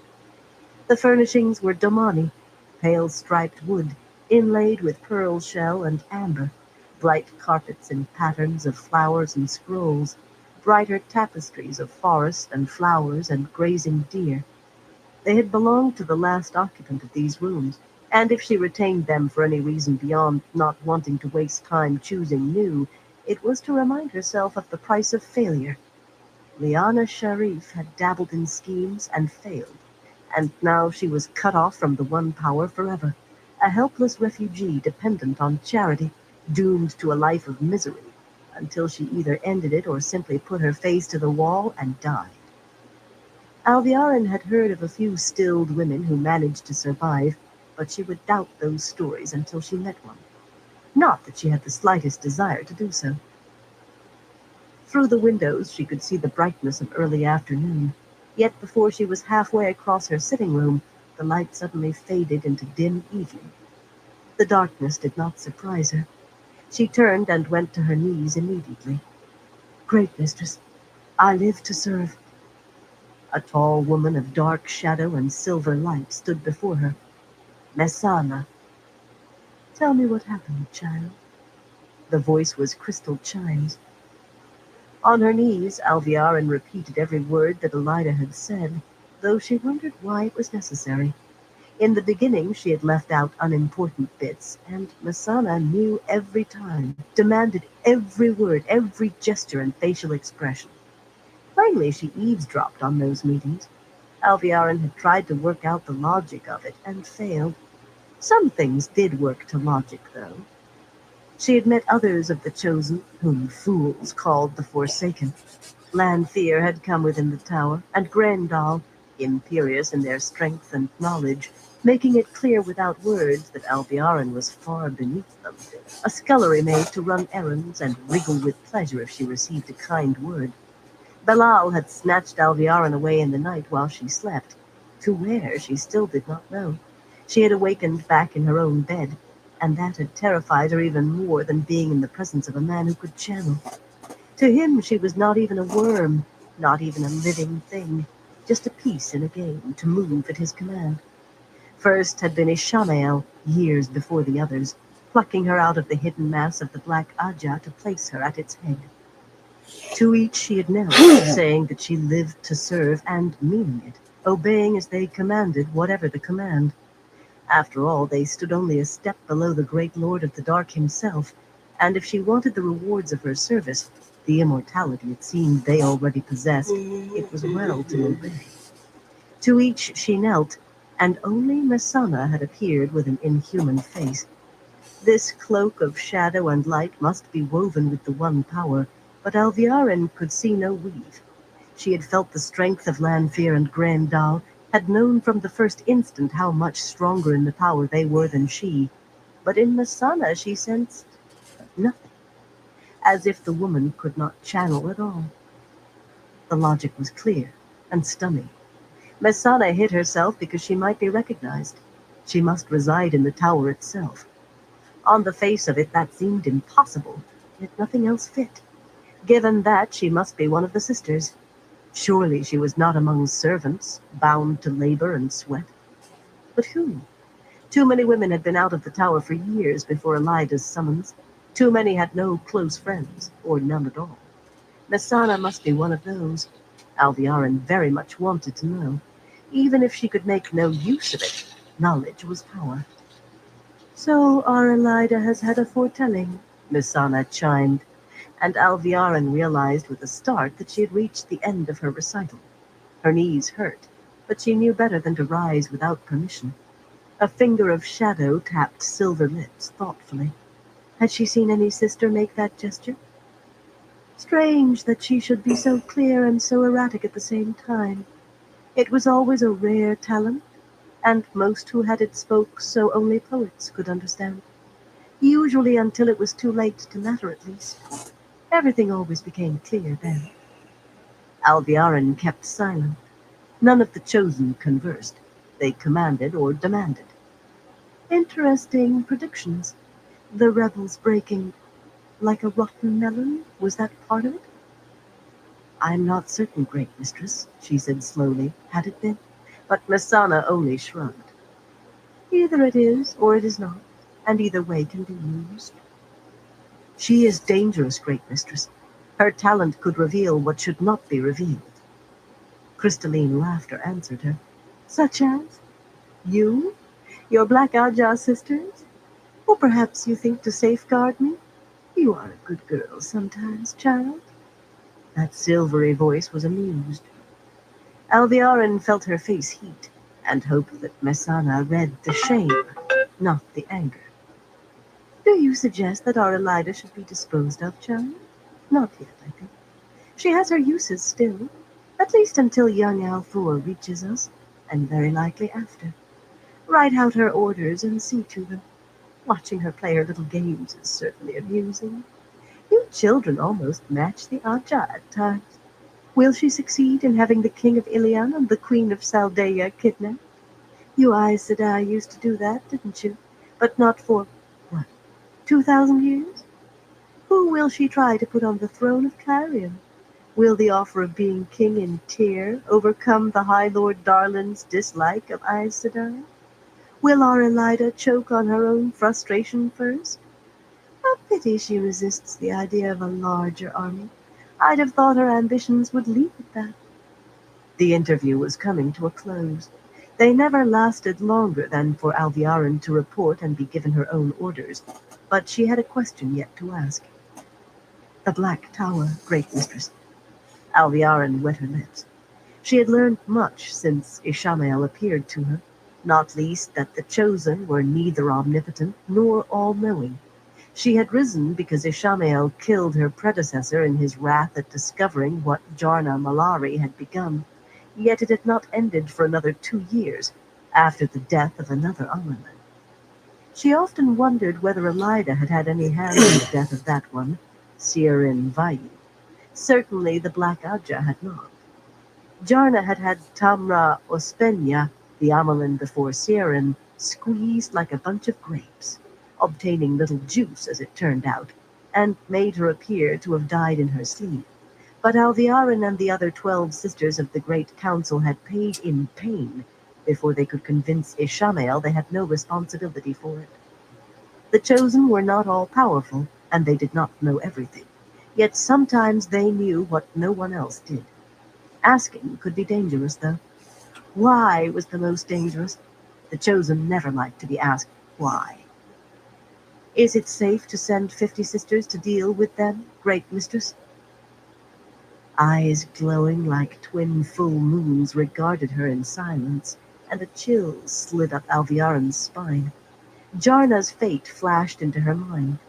Publicly gray, Jarna had never shown any interest in the ter'angreal no one knew a use for, until the day she became snared in one untried for centuries. How to activate it remained a mystery still. For 10 days no one could reach her, only listen to her throat-wrenching shrieks. Most of the tower thought Jarna a model of virtue. When what could be recovered was buried, every sister in Tarvalin and everyone who could reach the city in time attended the funeral. You have curiosity, child, Miss Sana said finally. That can be an asset, properly directed. Wrongly directed. The threat hung in the air like a gleaming dagger. I will direct it as you command, great mistress, Alviarin breathed hoarsely. Her mouth was dry as dust. Only as you command. But she would still see that no black sisters went with Tovann. Messana moved, looming over her, so she had to crane her neck to look up at that face of light and shadow, and suddenly she wondered whether the Chosen knew her thoughts. If you would serve me, child, then you must serve and obey me. Not Semirag or Dimandred, not Graendal or anyone else, only me. And the Great Lord, of course, but me above all, save him. I live to serve you, great mistress. That came out in a croak, but she managed to emphasize the added word. For a long moment, silvery eyes stared down at her, unblinking. Then Messana said, Good. I will teach you then. But remember that a pupil is not a teacher. I choose who learns what, and I decide when they can make use of it. Should I find you have passed on the smallest scrap, or used even a hair of it without my direction, I will extinguish you. Alviarin worked moisture back into her mouth. There was no anger in those chimes, only certainty. I live to serve you, great mistress. I live to obey you, great mistress. She had just learned something about the Chosen that she could hardly credit. Knowledge was power. You have a little strength, child. Not much, but enough. A weave appeared seemingly from nowhere. This, Messana chimed, is called a gateway. Pedron Nile grunted as Morghese placed a white stone on the board with a smile of triumph. Lesser players might set 24 more stones each yet, but he could see the inevitable course now, and so could she. In the beginning, the golden-haired woman seated on the other side of the small table had played to lose, to make the game close enough to be interesting for him, but it had not taken her long to learn that that led to obliteration. Not to mention that he was clever enough to see through the subterfuge and would not tolerate it. Now she applied all her skill and managed to win nearly half their games. No one had beaten him so often in a good many years. The game is yours, he told her, and the Queen of Andor nodded. Well, she would be queen again. He would see to that. In green silk, with a high lace collar brushing her chin, she looked every inch a queen despite the sheen of perspiration on her smooth cheeks. She hardly appeared old enough to have a daughter Elaine's age, though, much less a son Gawain's. You did not realize I saw the trap you were laying from your 31st stone, Lord Nile, and you took my feint from the 43rd stone to be my real attack. Excitement sparkled in her blue eyes. Morghese liked to win. She liked playing to win. It was all meant to lull him, of course, the playing at stones, the politeness. Morghese knew she was a prisoner in the Fortress of the Light in all but name, albeit a luxuriously pampered prisoner, and a secret one. He had allowed stories of her presence to spread, but issued no proclamations. Andor had too strong a history of opposing the Children of the Light. He would announce nothing until legions moved into Andor, with her their figurehead. Morghese certainly knew that as well. Very probably she also knew he was aware of her attempts to soften him. The treaty she had signed gave the children rights in Andor they had never possessed anywhere except in Amadisia, and he expected that she already planned how to lighten his hand on her land, how to remove his hand altogether as soon as she could. She had only signed because he backed her into a corner. Yet confined in that corner, she fought on as skillfully as she maneuvered on a stone's board. For one so beautiful, she was a tough woman. No, she was tough, and that was that. She did let herself be caught up in the pure pleasure of the game, but he could not count that a fault when it gave him so many pleasant moments. Had he been even 20 years younger, he might have played more to her true game. Long years as a widower stretched behind him, and the Lord Captain Commander of the Children of the Light had little time for pleasantries with women, little time for anything except being Lord Captain Commander. Had he been 20 years younger, well, 25, and she not trained by the Tarvalin witches. It was easy to forget that, in her presence. The White Tower was a sink of iniquity and the shadow, and she touched deeply by it. Radha Masunawa, the High Inquisitor, would have tried her for her months in the White Tower and hanged her without delay, had Niall allowed it. He sighed regretfully. Morghese kept her victorious smile, but those big eyes studied his face with an intelligence she could not hide. He filled her goblet, and his own, with wine from the silver pitcher sitting in a bowl of cool water that had been ice a little while ago. My lord Niall. The hesitation was just right.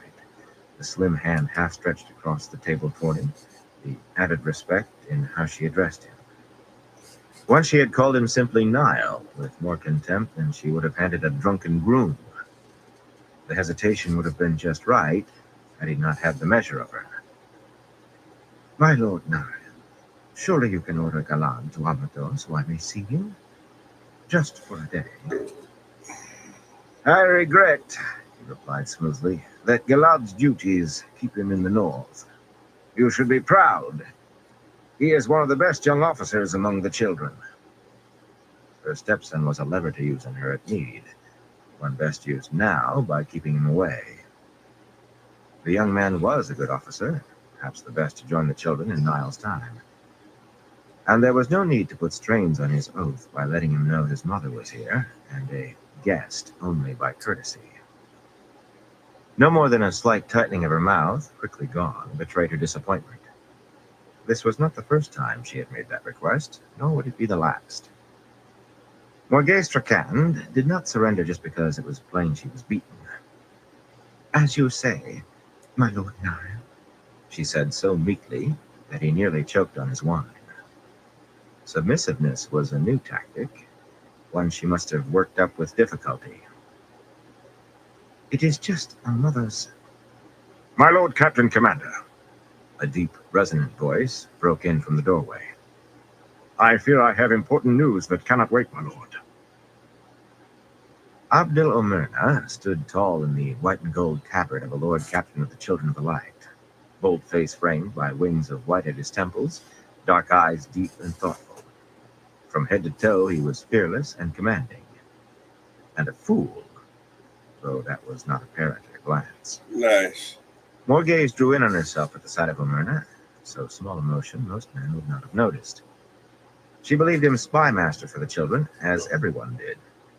A man to be feared almost as much as Asunawa, perhaps more.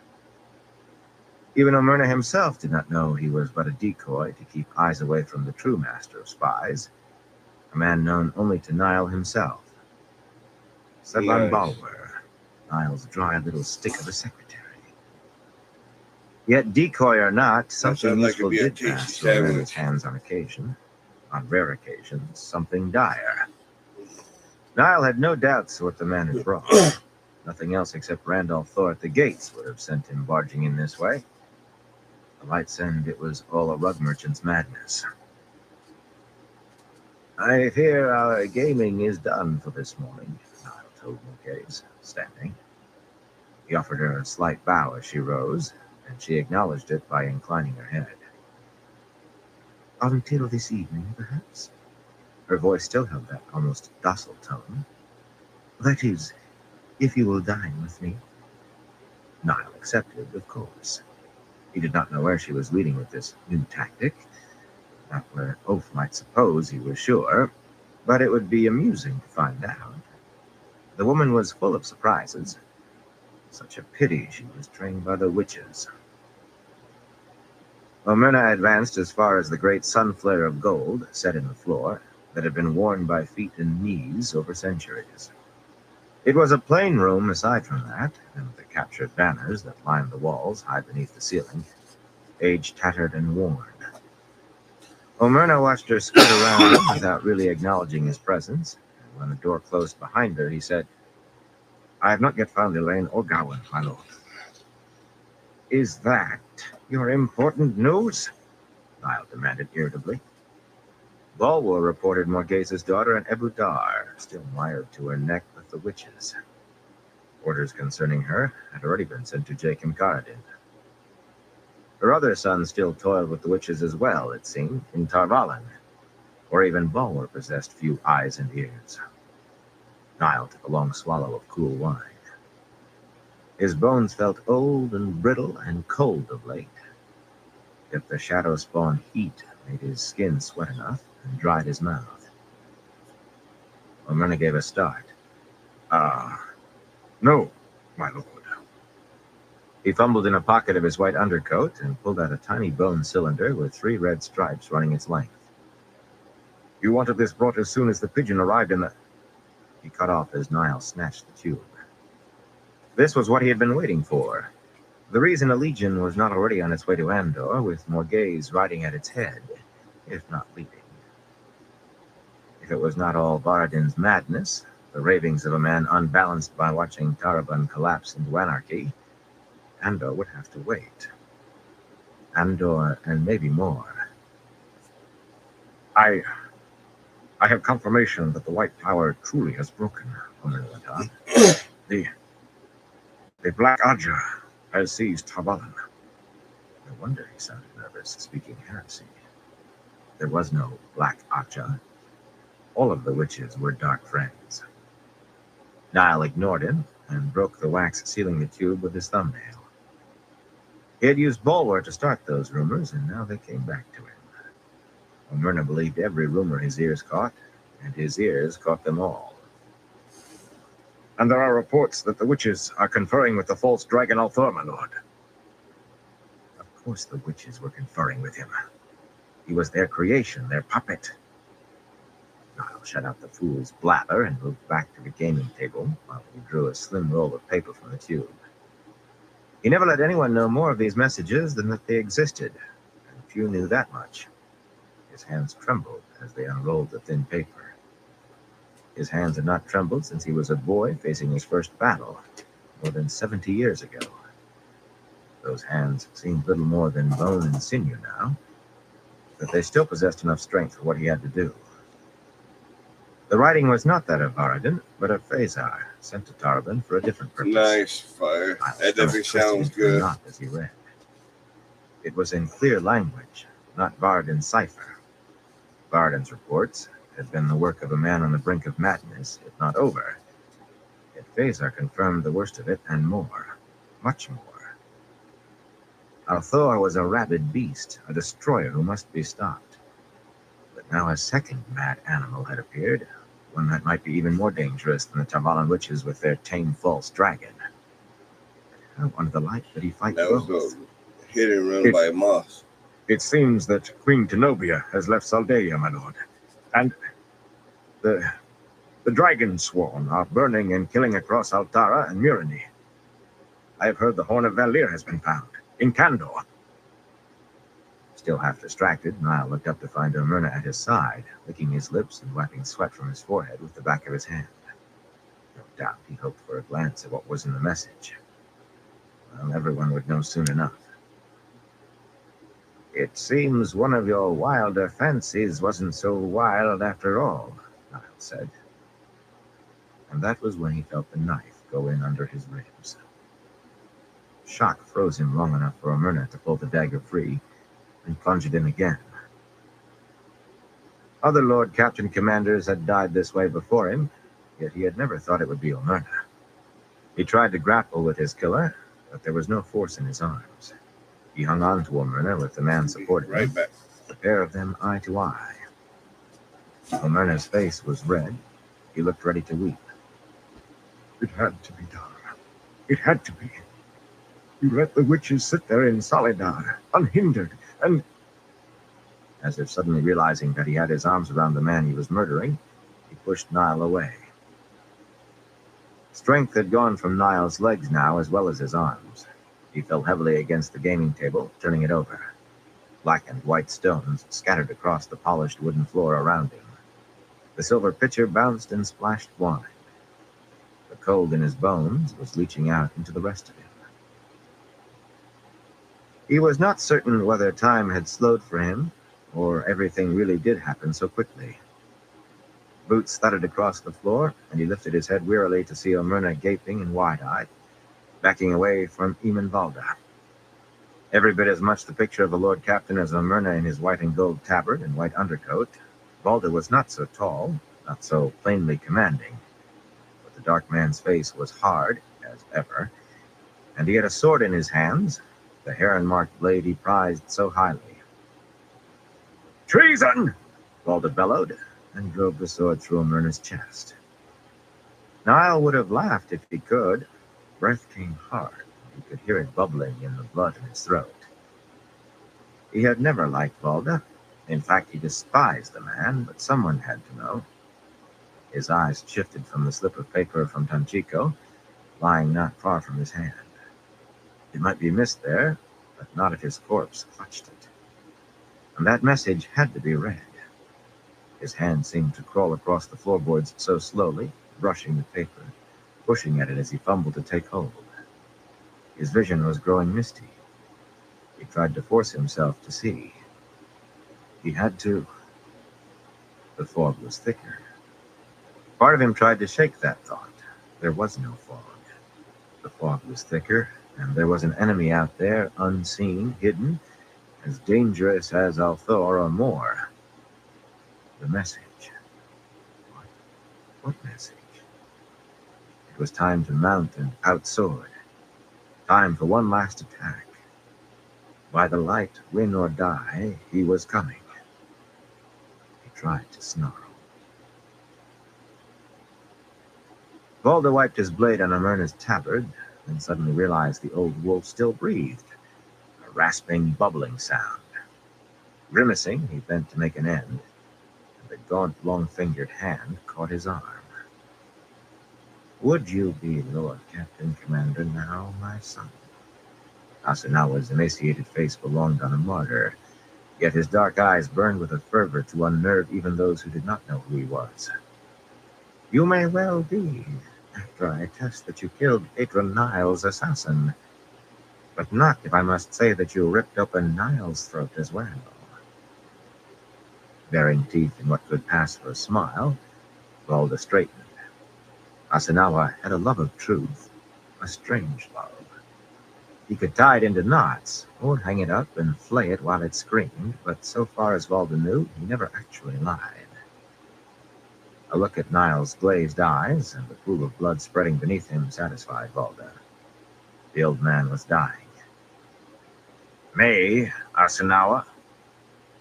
The High Inquisitor's gaze burned hotter as Asunawa stepped back, moving the snowy cloak away from Niall's blood. Even a Lord Captain was not supposed to be that familiar. "I said nay, my son. You have been oddly reluctant to agree that the witch Morgaze must be given to the hand of the light. Unless you give that assurance, Morgaze is needed yet." Breaking in gave Valda considerable pleasure. He did not like questioners, the hand of the light as they called themselves. Who could like men who never met an enemy not disarmed and in chains? They held themselves apart from the children, separate. Asunawa's cloak bore only the scarlet shepherd's crook of the questioners, not the flaring golden sun of the children that graced his own tabard.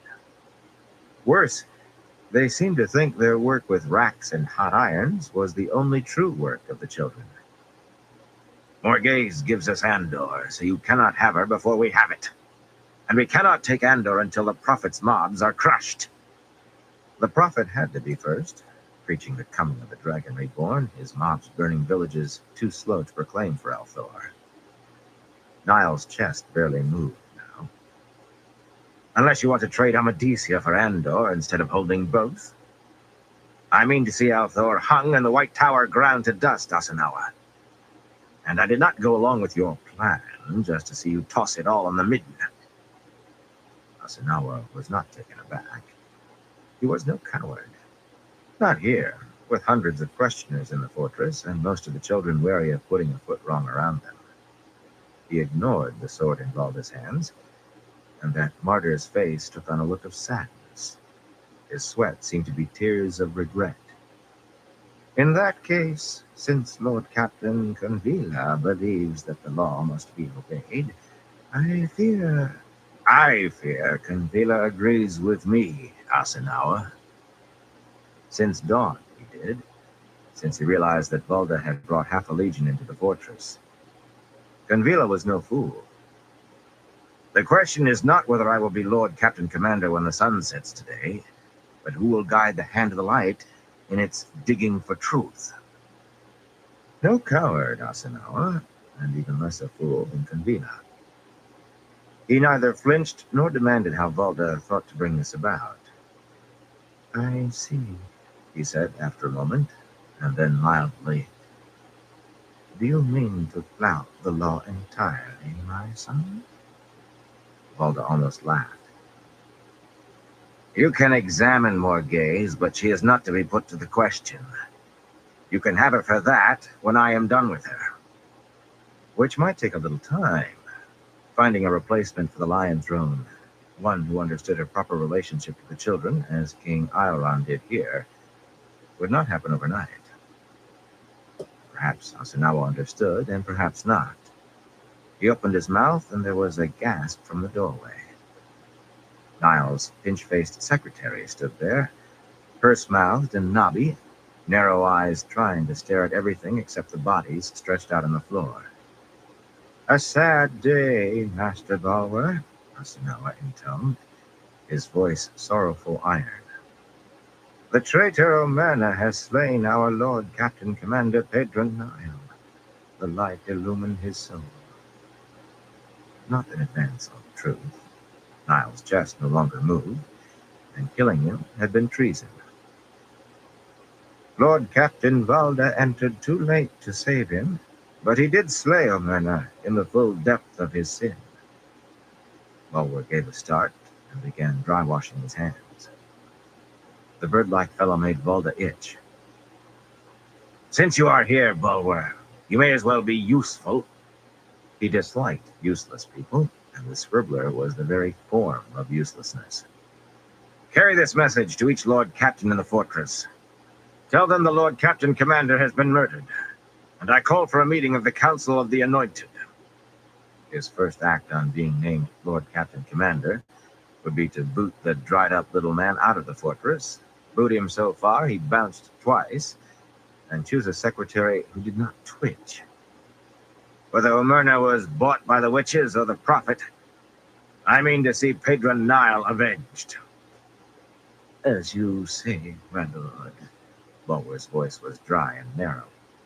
It shall be as you say.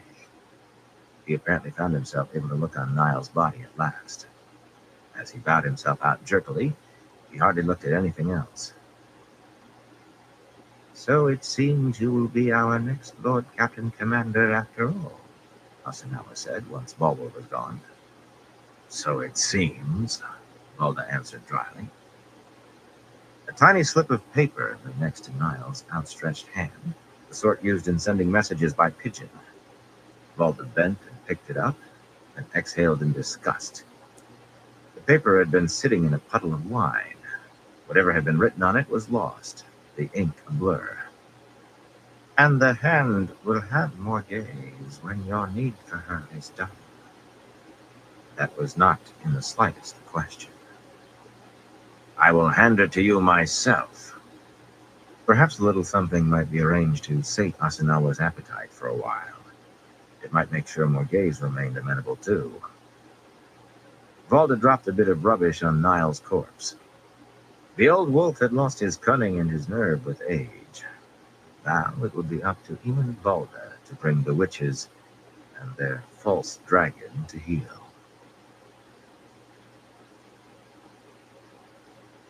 Flat on his belly on a rise, Gawain surveyed disaster beneath the afternoon sun. Dumais Wells lay miles to the south now, across rolling plain and low hills, but he could still see the smoke from burning wagons. What had happened there, after he led what he could gather of the younglings in breaking out, he did not know. Althor had seemed well in charge, Althor and those black-coated men who appeared to be channeling, taking down Aes Sedai and Aiel alike. Made me a tea. It had been the realization that sisters were fleeing that told him it was time to go. He wished he could have killed Althor, or his mother, dead by the man's doing. Egwene denied it, but she had no proof. Or his sister. If Min had spoken the truth, he should have made her leave the camp with him, whatever she wanted. There was too much he should have done differently today. If Min was right, and Elaine loved Althor, then that dreadful fate was reason enough to the kill. free one, so Maybe the Aiel had done the work for him. that helps. Doubted it, though. With a sour laugh, he raised the tube of his looking glass. One of the golden bands bore an inscription, "From Morghese, Queen of Andor, to her beloved son Gawain. May he be a living sword for his sister and Andor." Bitter Just words. sit there for a minute. There was not much to see beyond sere grass and small scattered clumps of trees. The wind still gusted, raising waves of dust. Occasionally a flash of movement in the crease between squat ridges spoke of men on the move. Aiel, he was sure. They blended with the land too well to be green-coated younglings. The light said that more had escaped than those he had brought out. He was a fool. He should have killed Althor. He had to kill him. But he could not. Not because the man was the dragon reborn, but because he had promised Egwene not to raise a hand against Althor. As a lowly accepted, she had vanished from Carrion, leaving Gawain only a letter that he had read and reread until the paper was ready to tear along the folds. And he would not be surprised to learn she had gone to aid Althor in some way. He could not break his word, least of all to the woman he loved. Never his word to her, whatever the cost to himself. He hoped she would accept the compromise he had made with his honor. He had raised not a hand to harm, but none to help either. The light said she never asked that of him. It was said that love addled men's brains, and he was the proof. Suddenly he pressed the looking glass to his eye as a woman galloped a tall black horse into the open. He could not make out her face, but no servant would be wearing a dress divided for riding. So at least one Aes Sedai had managed to escape. If sisters had made it out of the trap alive, maybe more of the younglings had too. With luck, he could find them before they were killed in small groups by the Aiel. First, there was the matter of this sister, though. In many ways, he would rather have gone on without her, but leaving her alone, maybe to take an arrow she never saw coming, was not an option he could allow himself. As he started to rise and wave to her, though, the horse stumbled and fell, pitching her over its head. He cursed. Then again, when the looking glass showed him an arrow standing up from the black's side. Hastily he scanned the hills and bit down on another curse. Maybe 24 veiled Aiel stood on a crest staring toward downed horse and rider, less than 100 paces from the Aes Sedai. Quickly he glanced back. The sister rose unsteadily to her feet. If she kept her wits and used the power, there should be no way a few Aiel could harm her, especially if she took shelter against more arrows behind the fallen horse. Even so, he would feel better when he had gathered her in. Rolling away from the crest to lessen the chances of the Aiel seeing him, he slid down the reverse slope until he could stand. He had brought 581 younglings south, almost everyone who was far enough along in training to lead Tar Valon, but fewer than 200 waited on their horses in the hollow. Before disaster struck at Dumais Wells, he was certain there had been a plot afoot to see that he and the younglings died without returning to the White Tower. Why, he did not know, nor whether the scheme came from Elida or Galena. But it had succeeded well enough, if not exactly in the way its devisers had thought. Small wonder that he would have preferred to go on without Aes Cool down a Sedai, little bit had still. he any choice. I like hot tea, He but I stopped like beside a it tall gray gelding with a drinkable young hot. rider. Young, as indeed all the younglings were, many did not need to shave beyond every third day, and a few still only pretended even that. But Jasao wore the silver tower on his collar, marking him a veteran of the fighting when Swan Sanche was deposed, and scars beneath his clothes from fighting since. He was one of those who could skip the razor most mornings. His dark eyes belonged to a man 30 years older, though. What did his own eyes look like, Gowan wondered. Jasao, we have a sister to pull out of the... The 100 or so Aiel who came trotting over the low rise to the west recoiled in surprise at finding the younglings below, but neither surprise nor the younglings' superior numbers held them back. In a flash, they veiled and plunged down the slope, darting in with spears, stabbing at horses as often as riders, working in pairs. Yet if the Aiel knew how to fight men on horseback, the younglings had recently had rough lessons in how to fight Aiel, and slow learners do not live long in their ranks. Some carried slender lances, ending in 1.5 feet of steel with a crossguard to prevent the head penetrating too deeply. And all could use their swords as well as any but a blade master. They fought in 2s and 3s, each man watching another's back, keeping their mounts moving so the Aiel could not hamstring the animals. Only the quickest Aiel managed to get inside those circles of flashing steel. The war-trained horses themselves were weapons, splitting skulls with their hooves, seizing men with their teeth, and shaking them like dogs worrying rats, jaws tearing away half a man's face. The horses screamed as they fought, and men grunted with effort, shouted with the fever that overtook men in battle, the fever that said they were alive and would live to see another sunrise if they had to wade waist deep in blood. They shouted as they killed, shouted as they died. There seemed little difference. Gowan had no time to watch or listen, though. The only youngling afoot, he attracted attention. 3 cotton-sore-clad figures dodged through the horsemen, rushing at him with spears ready. It's got to be Perhaps they hot thought with him more easy hot. meat, 3-on-1. Then it's not He enjoyable. disabused them. Got to be able to enjoy His sword it left at the least. scabbard as smoothly as he flowed from the falcon stoops, to the creeper embraces the oak, to the moon rises over the lakes. 3 times he felt the shock in his wrists of blade meeting flesh. And that quickly, 3 veiled Aielmen were down. 2 still moving weakly, but they were out of the fight as much as the other. The next to confront him was a different matter. A lean fellow, overtopping Gowan by a hand, he moved like a snake, spear flickering while his buckler darted and slanted to deflect sword strokes with a force Gowan could feel to his shoulders. The wood grouse dances became folding the air, became the courier taps his fan, and the Aielman met each of them at the cost of a slash along his ribs, while Gowan took a gash on his thigh that only a quick twist kept from being a stab clean through. They circled one another, oblivious to whatever happened around them. Blood oozed hot down Gowan's leg. The Aielman feinted, hoping to draw him off balance, feinted again. Gowan shifted from stance to stance, sword now high, now low, hoping the man would extend one of those half-thrusts just a little too far. In the end, it was chance that decided matters. The Aielman abruptly stumbled a step, and Gowan ran him through the heart before he even saw the horse that had backed into the man. Once he would have felt regret. He had grown up believing that if 2 men must fight, the duel should proceed honorably and cleanly. More than half a year of battles and skirmishes had taught him better. He put a foot on the Aielman's chest and wrenched his blade free. Ungallant but fast, and in battle, slow was often dead. Only, when his sword was free, there was no need for speed. Men were down, younglings and Aielmen, some groaning, some still, and the rest of the Aiel streaming away to the east, carried by 24 younglings, including some who should know better. "Hold!" he shouted.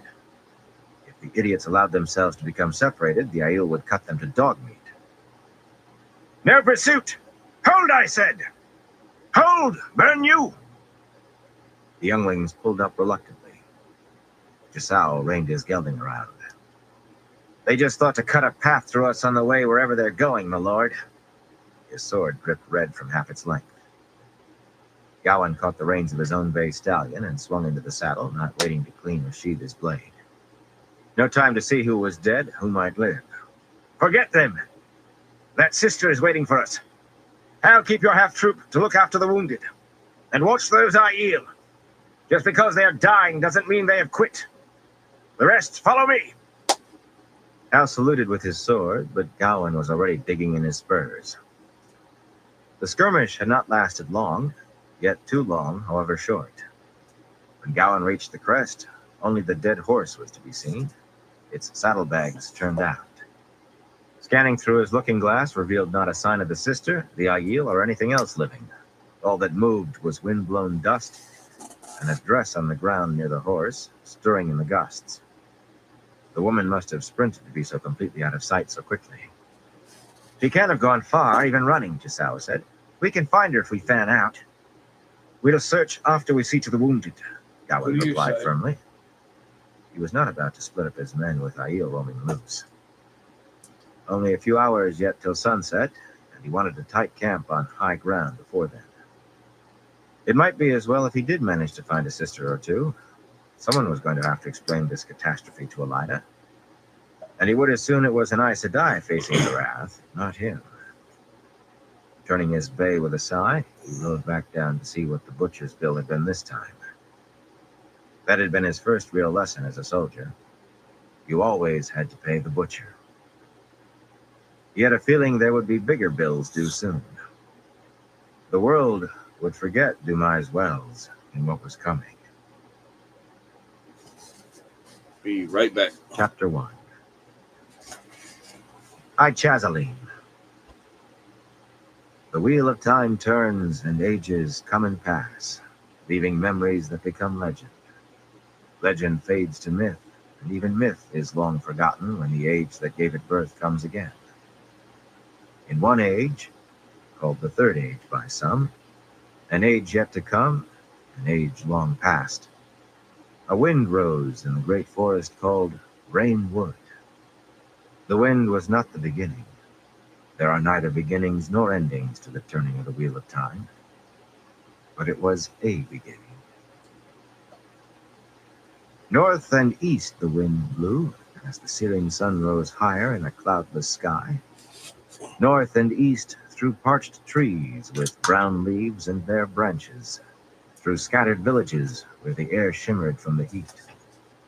The wind brought no relief, no hint of rain, much less snow. North and east it blew, past an ancient arch of finely worked stone that some said had been a gateway to a great city, and others a monument to some long-forgotten battle. Only weathered, illegible remnants of carving remained on the massive stones, mutely recalling the lost glories of storied Coromanda. A few wagons trundled by in sight of the arch along the Tarvalin Road, and folk afoot shielded their eyes from dust raised by hooves and wagon wheels and driven by the wind. Most had no idea where they were going, only that the world seemed to turn somersaults, all order ending where it was not gone already. Fear drove some on, while others were drawn by something they could not quite see and did not understand, and most of them were afraid too. Onward the wind traveled, across the gray-green river Aranon, heeling ships that still carried trade north and south, for there had to be trade even in these days, though none could be sure where it was safe to trade. East of the river, the forests began to thin, giving way eventually to low rolling hills covered in brown, tinder-dry grass and dotted sparsely with small clumps of trees. Atop one of those hills stood a circle of wagons, many with the canvas scorched or else completely burned away from the iron hoops. On a makeshift flagstaff, trimmed from a young tree, dead in the drought, and lashed to a bare wagon hoop for more height, waved a crimson banner, a black and white disk in its heart. The Banner of Light, some called it, or Althor's Banner. Others had darker names, and shivered as they spoke them in whispers. The wind shook the banner hard, and was gone quickly, as if glad to be away. Aaron Ibarra sat on the ground with his broad back against a wagon wheel, wishing the wind lingered. It had been cooler for a moment, and the wind from the south had cleared the scent of death from his nostrils. a scent that reminded him where he was supposed to be, the last place he wanted to be. Much better here, inside the wagon circle, his back to the north, where he could forget after a fashion. The surviving wagons had been hauled up to the hilltop yesterday in the afternoon, once men could find strength to do more than thank the light they still breathed. Now the sun climbed again, and the heat with it. Irritably, he scratched at his short curly beard. The more he sweated, the more it itched. Sweat rolled down the face of every man he could see, except the Aiel. And water lay nearly a mile away to the north now. My teeth are But too so messed did the up for that. horrors and the smells. Most considered it a fair trade. He should have been doing his duty, yet the touch of guilt did not move him. Today was High Chazeline, and back home in the Two Rivers there would be feasting all day and dancing all night. The day of reflection, when you are supposed to remember all the good things in your life, and anyone who voiced a complaint could find a bucket of water upended over his head to wash away bad luck. Not something anybody wanted when the weather was cold, as it should be. A bucket of water would be a pleasure now. For a man lucky to be alive, he found it remarkably hard to pull up any good thoughts. He had learned things about himself yesterday, or maybe it had been this morning, after it was all done. He could sense a few of the wolves still, a handful of those that survived, and were now on their way elsewhere, far from here, far from men. The wolves were still the talk of the camp, uneasy speculation over where they had appeared from and why. A few believed Rand had called them. Most thought the Aes Sedai had. The Aes Sedai did not say what they thought. No blame came from the wolves. Daddy, It I like happened, it enjoying happened. my tea. But he could not match their fatalism. They had come because he called them. Shoulders wide enough to make him seem shorter than he was, slumped under the weight of responsibility. Now and then he heard other wolves that had not come speak with scorn to those that had. This was what came of mixing with the two legs. Nothing else could be expected. It was a strain to keep his thoughts to himself. He wanted to be home in the Two Rivers. Small chance of that, perhaps never again. He wanted to howl that the scornful ones were right. He wanted to be with his wife anywhere at all, and everything the way it was before. The chances of which seemed little better, maybe worse. Far more than the yearning for home, more even than the wolves, worry about Fail ate inside him like a ferret trying to burrow out of his middle. She had actually seemed glad to see him leave Carienne. What was he to do about her? He could not think of words to describe how much he loved his wife and needed her, but she was jealous where she had no cause, hurt where he had done nothing, angry where he could not see why. He must do something, but what? The answer eluded him. Careful thought was all he had, while Fail was flashing quicksilver. The Aiel should put some clothes on them, Aram muttered primly, scowling at the ground. He squatted nearby, patiently holding the reins of a rangy gray gelding. He seldom went far from Perrin. The sword strapped to his back jarred with his green-striped tinker coat, hanging undone for the heat. A rolled kerchief tied around his forehead kept sweat from his eyes. Once Perrin had thought him almost too good-looking for a man. A bleak darkness had settled in him, though, and now he wore a scowl as often as not. It isn't decent, Lord Perrin. Perrin put aside thoughts of Fail reluctantly. With time, he could puzzle it out. He had to, somehow. It is their way, Aram. Aram grimaced, as if he might spit. Well, it isn't a decent way. It keeps them under control, I suppose. Nobody would run far or make trouble like that. But it isn't decent. There were Aiel all over the place, of course. Tall, aloof men in grays and browns and greens. Their only bit of color, the scarlet strip of cloth tied around their temples, with the black and white disc on their foreheads. Siswayaman, they called themselves. Sometimes that word tickled the edge of his memory like a word he should know. Ask one of the Aielmen, and he looked as if you had babbled nonsense. But then they ignored the strips of cloth, too. No maiden of the spear wore the scarlet headband. Whether white-haired or looking barely old enough to leave her mother, every maiden stalked about giving the Siswayaman challenging stares that seemed somehow self-satisfied, while the men looked back flat-eyed with a smell almost of hunger, a matter of jealousy by the scent of all of them, though over what Perrin could not begin to imagine. Whatever it was not new, and it did not seem likely to come to blows.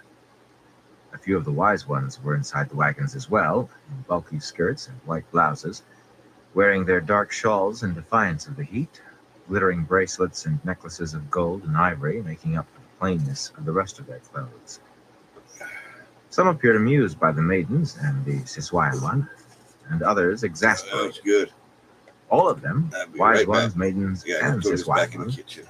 ignored the Shido the way Perrin would have a stool or a rock. The Aiel had taken 200 or so Shido prisoners yesterday, men and maidens, not many considering the numbers involved, and they moved about freely, in a manner of speaking. Perrin would have been a lot more comfortable had they been guarded and clothed.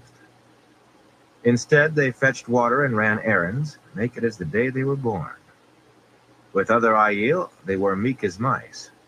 Anyone else received a proudly defiant stare for noticing them. Perrin was not the only one who tried not to notice them, and Aram not the only one to mutter. A good many of the Two Rivers men in camp did one or both.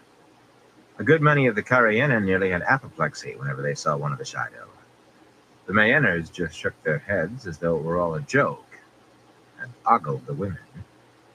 They had as little shame as the Aiel, the Mayenners. Gaul explained it to me, Aram. You know what a Gaishain is, don't you? About Giotto and serving a year and a day and all that? The other man nodded, which was a good thing. Perrin did not know much himself. Gaul's explanations of Aiel ways often left him more confused. Gaul always thought it all self-evident. Well, Gaishain aren't allowed to wear anything one of the Algaid Siswai might wear. That means spear fighters, he added at Aram's questioning frown. Suddenly he realized he was looking straight at one of the Shido as she trotted in his general direction. A tall young woman, golden-haired and pretty despite a long, thin scar down her cheek and other scars elsewhere. Very pretty and very naked. Clearing his throat roughly, he pulled his eyes away. He could feel his face heating. Anyway, that is why they are the way they are. Gaishain wear white robes, and they don't have any here. It's just their way. Burn Gaul and burn his explanations, he thought. They could cover them with something. Have golden eyes? Said a woman's voice. Carahwin sends to know whether you wish water. Aram's face went purple, and he jerked himself around in his squat, presenting his back to her. No, thank you. Perrin did not need to look up to know it was the golden-haired Shido woman. He kept peering off at nothing in another direction. Aiel had a peculiar sense of humor, and maidens of the spear, Carahwin was a maiden, had the most peculiar. They had quickly seen how the Wetlanders reacted to the Shido. They would have needed to be blind not to. And suddenly Gaishain were being sent to Wetlanders left and right, and Aiel all but rolling on the ground at the blushes and stammers, and even the shouting. He was sure that Carahwin and her friends were watching now. This was at least the 10th time one of the Gaishain women had been sent to ask him whether he wanted water or had a spare whetstone, or some such bloody fool thing. Abruptly, a thought struck him. The Mayenners were seldom bothered this way. A handful of Carianan plainly enjoyed looking, if not so openly as the Mayenners, and some of the older Two Rivers men, who should have known better. The point was, none of them had a second spurious message that he knew of. Those who reacted the most, on the other hand, Karienen, who had shouted the loudest about indecency, and 2 or 3 of the younger Two Rivers men, who stammered and blushed so hard they looked ready to melt, had been pestered until they fled the wagons entirely. With an effort, Perrin looked up at the Gaishan's face, at her eyes. Focus on her eyes, he thought frantically. They were green and large and not at all meek. Her scent was pure fury. Thank Karavin for me, and tell her you could oil my spare saddle if she doesn't mind. And I don't have a clean shirt. If she wouldn't mind you doing some laundry. She will not mind, the woman said in a tight voice, then turned and trotted off. Perrin whipped his eyes away, though the image did stay in his head. Light Aram was right, but with luck, he might just have stopped any more visitations. He would have to point this out to Aram and the Two Rivers men. Maybe the Karienen would listen too. What are we going to do about them, Lord Perrin? Still looking away, Aram no longer spoke of Garshain. That is Rand's to decide, Perrin said slowly, satisfaction fading. It might be odd to think of people wandering about naked as a small problem, but this was definitely a bigger. And one he had been avoiding as hard as he had what lay to the north.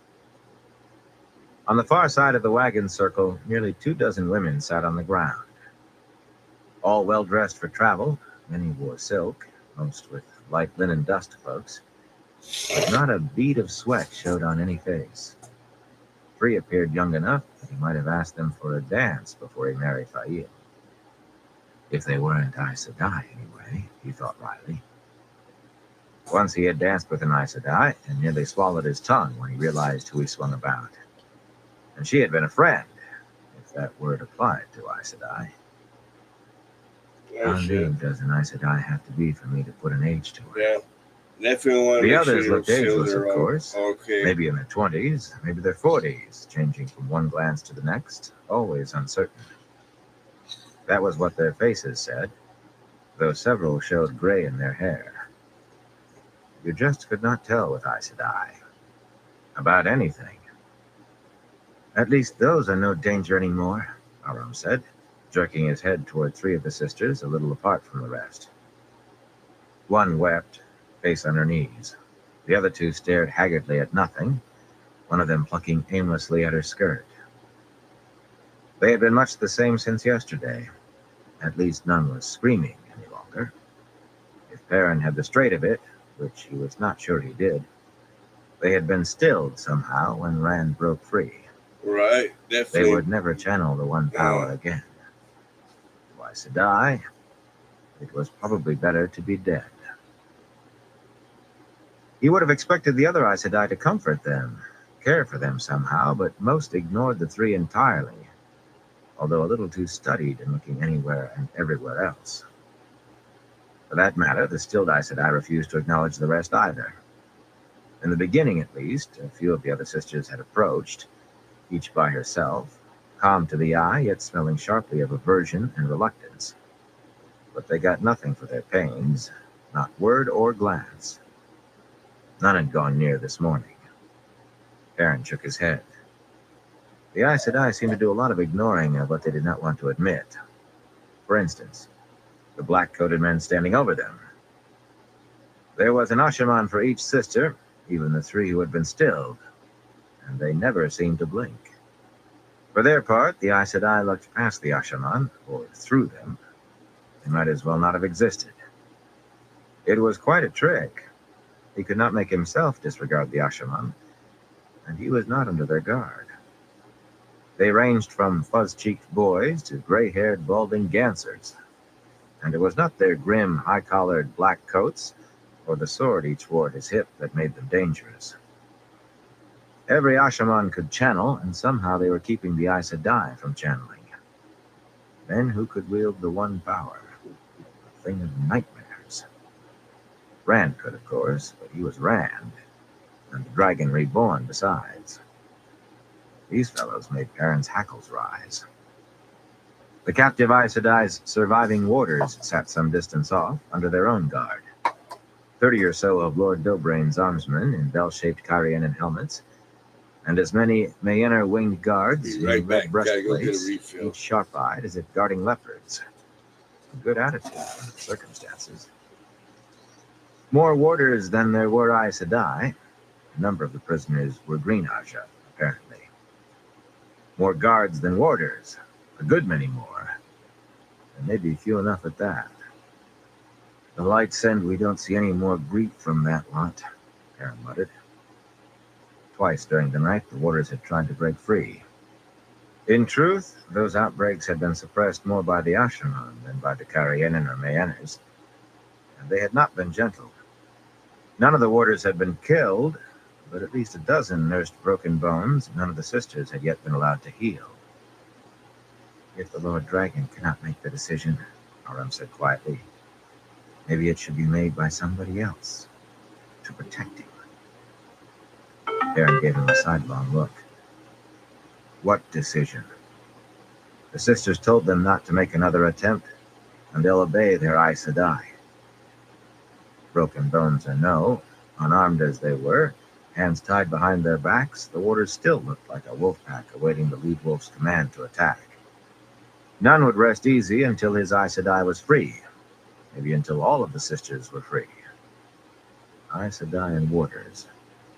A stack of well-aged oak ready for a flame.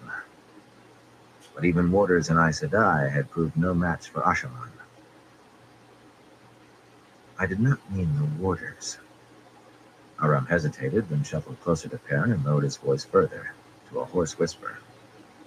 The Aes Sedai kidnapped the Lord Dragon. He can't trust them, not ever. But he won't do what he has to either.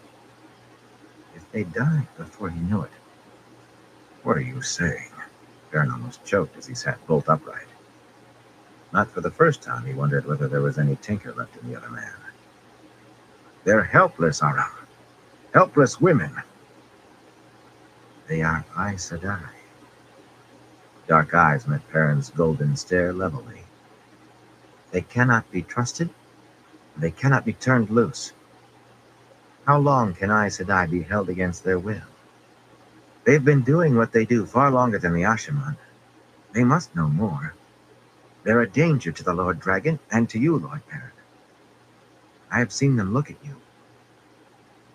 Across the wagon circle, the sisters were talking among themselves in whispers even Perrin could not hear, mouths held close to ears. Now and again, one did look at him and Aram. At him, not Aram.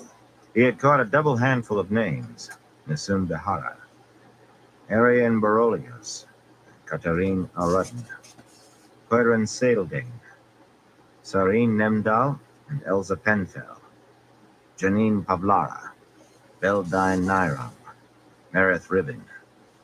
Those last were the young sisters, but young or ageless. They watched him with faces so serene, it seemed they had the upper hand despite the Ashaman. Defeating Aes Sedai was not easy. Making them admit defeat lay on the far side of impossible. He forced his hands to unknot and rest on his knees, giving an appearance of calm he was nowhere near feeling. They knew he was Taviran, one of those few the pattern would shape itself around for a time. Worse, they knew he was tied to Rand in some way nobody understood, least of all himself or Rand. Or Matt. Matt was in that tangle too, another Taviran, though neither of them as strongly as Rand. Given half a chance, those women would have him and Matt inside the White Tower as fast as they would Rand, tethered like goats until the lion came. And they had kidnapped Rand, mistreated him. Aram was right about one thing. They could not be trusted. But what Aram suggested, he would not, could not, countenance such a thing. The thought made him queasy. I'll hear no more of that, he growled. The one-time tinker opened his mouth, but Perrin cut him off. Not a word, Aram, do you hear me? Not one word.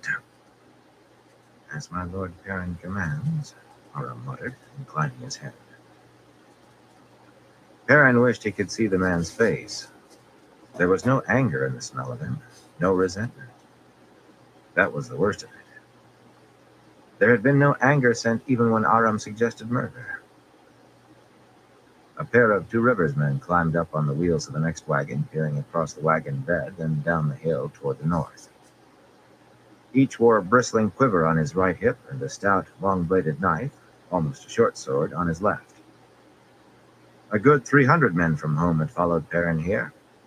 He cursed the first to call him Lord Perrin, cursed the day he had stopped trying to quash it. Even with the rumors and noises usual in a camp this size, he had no trouble hearing the pair. Todd Alcar, a year younger than Perrin, let out a long breath as if seeing what lay below for the first time. Perrin could almost sense the lanky man's lantern jaw working. Todd's mother had willingly let him go, only for the honor of her son following Perrin Golden Eyes. A famous victory, Todd said finally. That's what we won, wasn't it, John Din? Grizzled John Din Barron, gnarled as an oak root, was one of the few older men among the 300.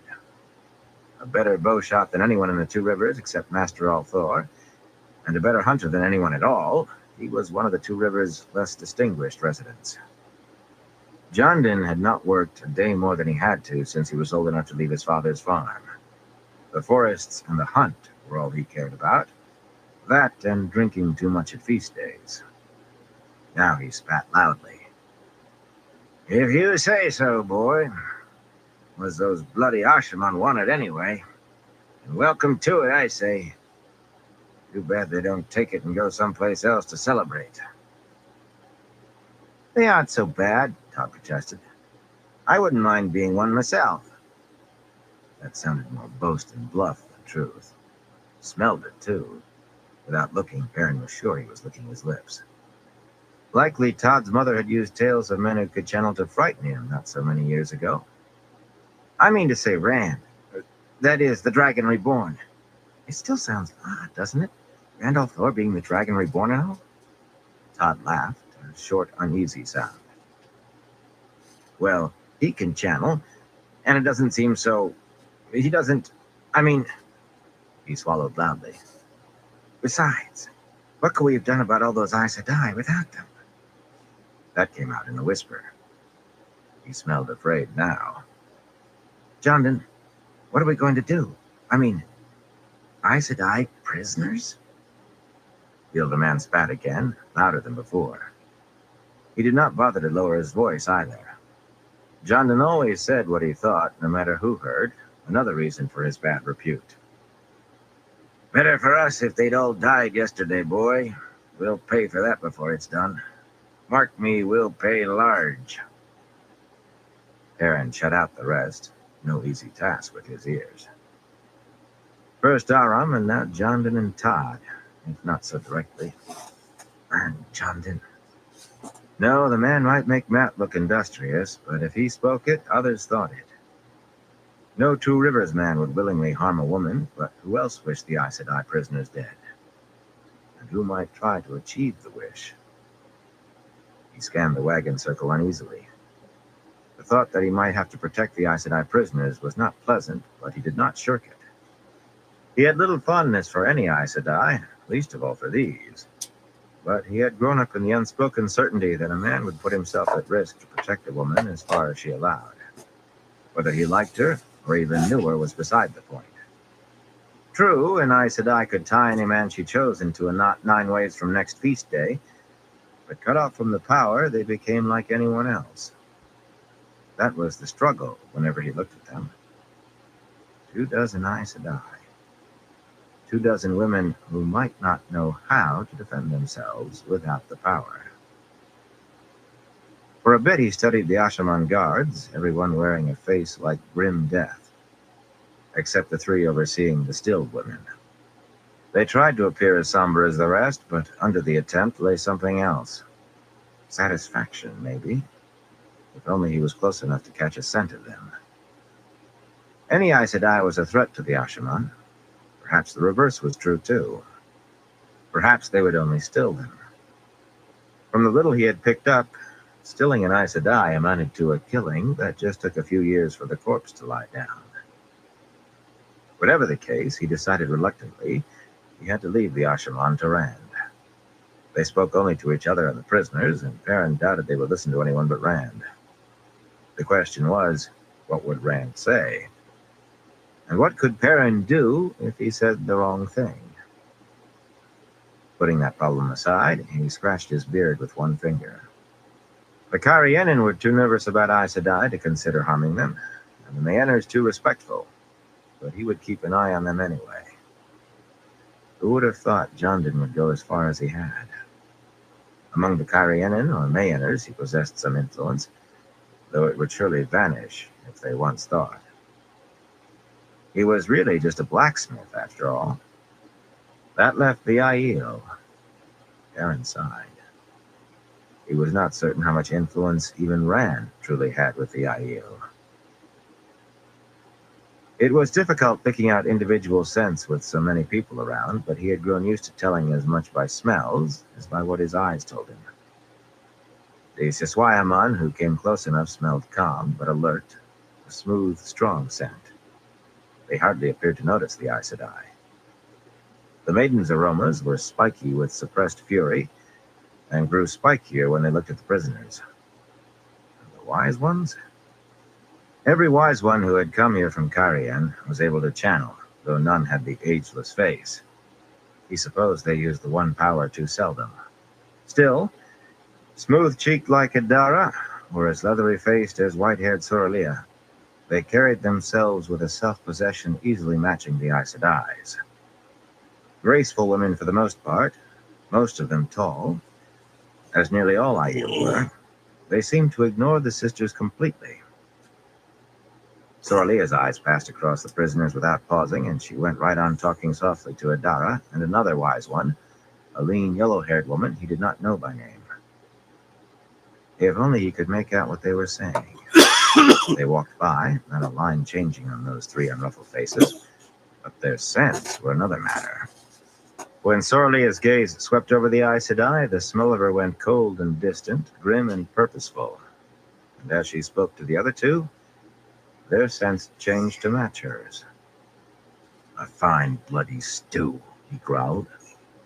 "Trouble?" Aram asked, sitting up straighter on his heels, right hand poised to dart for the wolf-head pommeled sword hilt jutting above his shoulder. He had become very good with that sword in a very short time, and he was never loath to use it. "There's no trouble, Aram." That was not quite a lie. Jolted out of his glum brooding, Perrin really looked at the others for the first time. At all of them together. He did not like what he saw, and the Aes Sedai were only part. Karienen and Mayenners watched Aiel suspiciously, which was no more than the Aiel's returned suspicion, especially toward the Karienen. No real surprise there. Aiel did have a certain reputation, after all, for being none too friendly to anyone born this side of the spine of the world, Karienen least of all. Simple truth was, Aiel and Karienen hated each other about as hard as it was possible to hate. Neither side had really put their enmity aside. The best that could be said was that it was on a loose leash. Yet up to now, he had been convinced they would hold it in. For Rand's sake, if no other reason. A mood hung in the camp, though, a tension that had wound everyone tight. Rand was free now, and temporary alliances were just that, after all. Temporary. Aiel hefted their spears when they looked at the Karienen, and the Karienen grimly fingered their swords. So did the Mayenners. They had no quarrel with the Aiel, and never fought them, except for the Aiel War, when everybody had. But if it came to a fight, there was little doubt which side they would be on. The Two Rivers men, too, probably. The dark mood had settled deepest in the Ashaman and the Wise Ones, though. The black-coated men paid no more heed to the maidens and the Siswayaman than to Karienen or Mayenners or Two Rivers men. But they studied the Wise Ones with faces almost as dark as those directed at the Aes Sedai. Very likely they made small distinction between one woman who could wield the power and another. Any could be an enemy and dangerous. 13 together were deadly dangerous, and there were better than 90 wise ones in the camp or nearby. Fewer than half the number of Ashaman, but still enough to do damage if they chose. Women who could channel, yet they seemed to follow Rand. They seemed to follow Rand, yet they were women who could channel. The wise ones looked at the Ashaman only a trifle less coldly than they did the Aes Sedai. The Ashaman were men who could channel, but they followed Rand. They followed Rand, but Rand was a special case. According to Gaul, his channeling was not mentioned in the prophecies about their Karakan, but the Aiel seemed to pretend that inconvenient fact did not exist. The Ashaman were not in those prophecies at all, though. It must be like discovering you had a pride of rabid lions fighting on your side. How long would they remain loyal? Maybe it would be better to put them down now. His head fell back against the wagon wheel, eyes closed, and his chest heaved in silent, mirthless laughter. Think of the good things on High Chaseline. Burn me, he thought wryly. I should have gone with Rand. No, it was best to know, and better soon than late. But what in the light was he to do? If the Aiel and the Kyrienin and Mayoners turned on one another, or worse, the Ashaman and the Wise Ones, a barrel full of snakes, and the only way to find out which were vipers was to stick your hand in. Light, I wish I was home with Faiel and a forge to work and nobody calling me bloody lord. Your horse, Lord Perrin. You didn't say whether you wanted stepper or stare, so I saddled. At Perrin's golden-eyed glare, Kenley Merrin shied back into the dun stallion he was leading. Perrin made a soothing gesture. Not Kenley's fault. What could not be mended had to be endured. Easy, lad. You did right. Stepper will do just fine. You chose well. He hated speaking to Kenley that way. Short and stocky, Kenley was barely old enough to marry or leave home, and certainly not old enough for the patchy beard he was trying to cultivate in imitation of Perrin. Yet he had fought Trollocs at Emmons Field and done well yesterday. But he grinned broadly at praise from Lord Perrin Bloody Golden Eyes. Rising, Perrin took his axe from where he had propped it under the wagon, out of sight, and for a little while out of mind, and thrust the haft through the loop on his belt. A heavy half-moon blade balanced by a thick curving spike, the thing made for no other purpose than killing. The axe haft felt too familiar to his hands for comfort. Did he even remember what a good forge hammer felt like? There were other things besides Lord Perrin that it might be too late to change. A friend had once told him to keep the axe until he began to like using it. The thought made him shiver in spite of the heat. He swung into Stepper's saddle, shadowed by Aram with the gray, and sat facing south into the wagon circle. At least half again as tall as even the tallest of the Aiel, Loyal was just stepping carefully over crossed wagon tongues.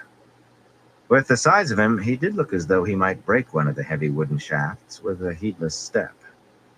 As usual, the Ogier had a book in his hand, a thick finger marking his place, and the capacious pockets of his long coat bulged with more. He had spent the morning in a tiny clump of trees he called restful and shady, but whatever the shade among those trees, the heat was affecting him too. He looked tired, and his coat was undone, his shirt unlaced, and his boots rolled down below his knees. Or maybe it was more than the heat. Just inside the wagons, Loyal paused, peering at the Aes Sedai and the Ashaman, and his tufted ears quivered uneasily.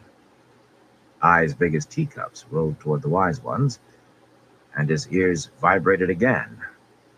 Ogier was sensitive to the mood of a place. When he saw Perrin, Loyal came striding across the camp. Sitting his saddle, Perrin was 2 or 3 hands shorter than Loyal standing. Perrin, Loyal whispered.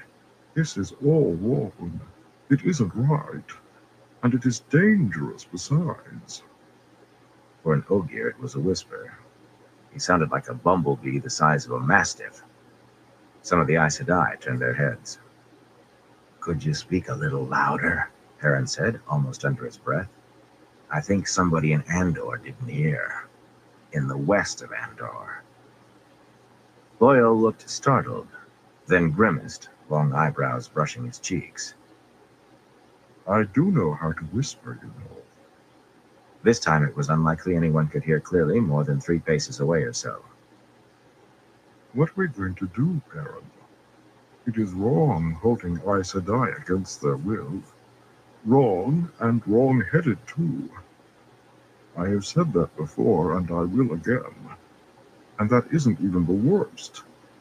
The feel here. One spark, and this place will erupt like a wagon load of fireworks. Does Rand know about this? I don't know, Perrin said to both questions, and after a moment the Ogier nodded reluctantly. Someone has to know, Baron. Someone has to do something. Boyle looked north, over the wagons behind Perrin, and Perrin knew there was no putting it off longer. Unwillingly, he turned stepper. He would rather have worried over Aes Sedai and Ashaman and Wise Ones till his hair fell out. But what had to be done had to be done. Think of the good on High Chazalene. Chapter 2. The Butcher's Yard. At first, Perrin did not look downslope toward where he would ride, where he should have gone with Rand this morning. Instead, he sat his saddle at the edge of the wagons and sent his eyes anywhere else, though the view everywhere made him want to sick up. It was like being hit in the belly with a hammer. Hammerstroke. 19 fresh graves atop a squat hill to the east. 19 Two Rivers men who would never see home again. A blacksmith seldom had to see people die because of his decisions. At least the Two Rivers men had obeyed his orders. There would have been more graves otherwise. Hammerstroke. Rectangles of newly turned earth blanketed the next slope over from that as well. Near to 100 Mayenners and more Carianan, who had come to Dumais Wells to die. Never mind causes or reasons, they had followed Perrin Barra. Hammerstroke. The ridge face to the west seemed solid graves, maybe 1,000 or more. 1,000 Aiel, buried standing upright to face each sunrise. 1,000. Some were maidens. The men tied his stomach into knots. The women made him want to sit down and cry. He tried telling himself that they had all chosen to be here, that they had had to be here. Both things were true, but he had given the orders, and that made the responsibility for those graves his. Not Rand's, not the Aes Sedai's, his. The living Aiel had only stopped singing over their dead a short while ago, haunting songs, sung in parts that lingered in the mind. Life is a dream that knows no shade. Life is a dream of pain and woe. A dream from which we pray to wake, a dream from which we wake and go. Who would sleep when the new dawn waits? Who would sleep when the sweet winds blow? A dream must end when the new day comes. This dream from which we wake and go. They appeared to find comfort in those songs. He wished he could too, but as far as he could see, the Aiel truly did not seem to care whether they lived or died, and that was mad. Any sane man wanted to live. Any sane man would run as far as he could from a battle, run as hard as he could. Stepper tossed his head, nostrils flaring at the smells from below, and Perrin patted the Dun's neck. Aram was grinning as he looked at what Perrin tried to block out. Boyle's face had so little expression it might have been carved from wood. His lips moved slightly, and Perrin thought he heard, Light, let me never see the like again. Drawing a deep breath, he made his eyes follow theirs to Dumais Wells. In some ways, it was not as bad as the graves. He had known some of those people since he was a child. But it all crashed down on him at once anyway, like the scent in his nose made solid and smashing him between the eyes. The memories he wanted to forget came rushing back. Dumais Wells had been a killing ground, a dying ground, but now it was worse. Less than a mile away, the charred remains of wagons stood around a small copse of trees, nearly hiding the low stone copings of the wells. And surrounding that, a seething sea of black, vultures and ravens and crows.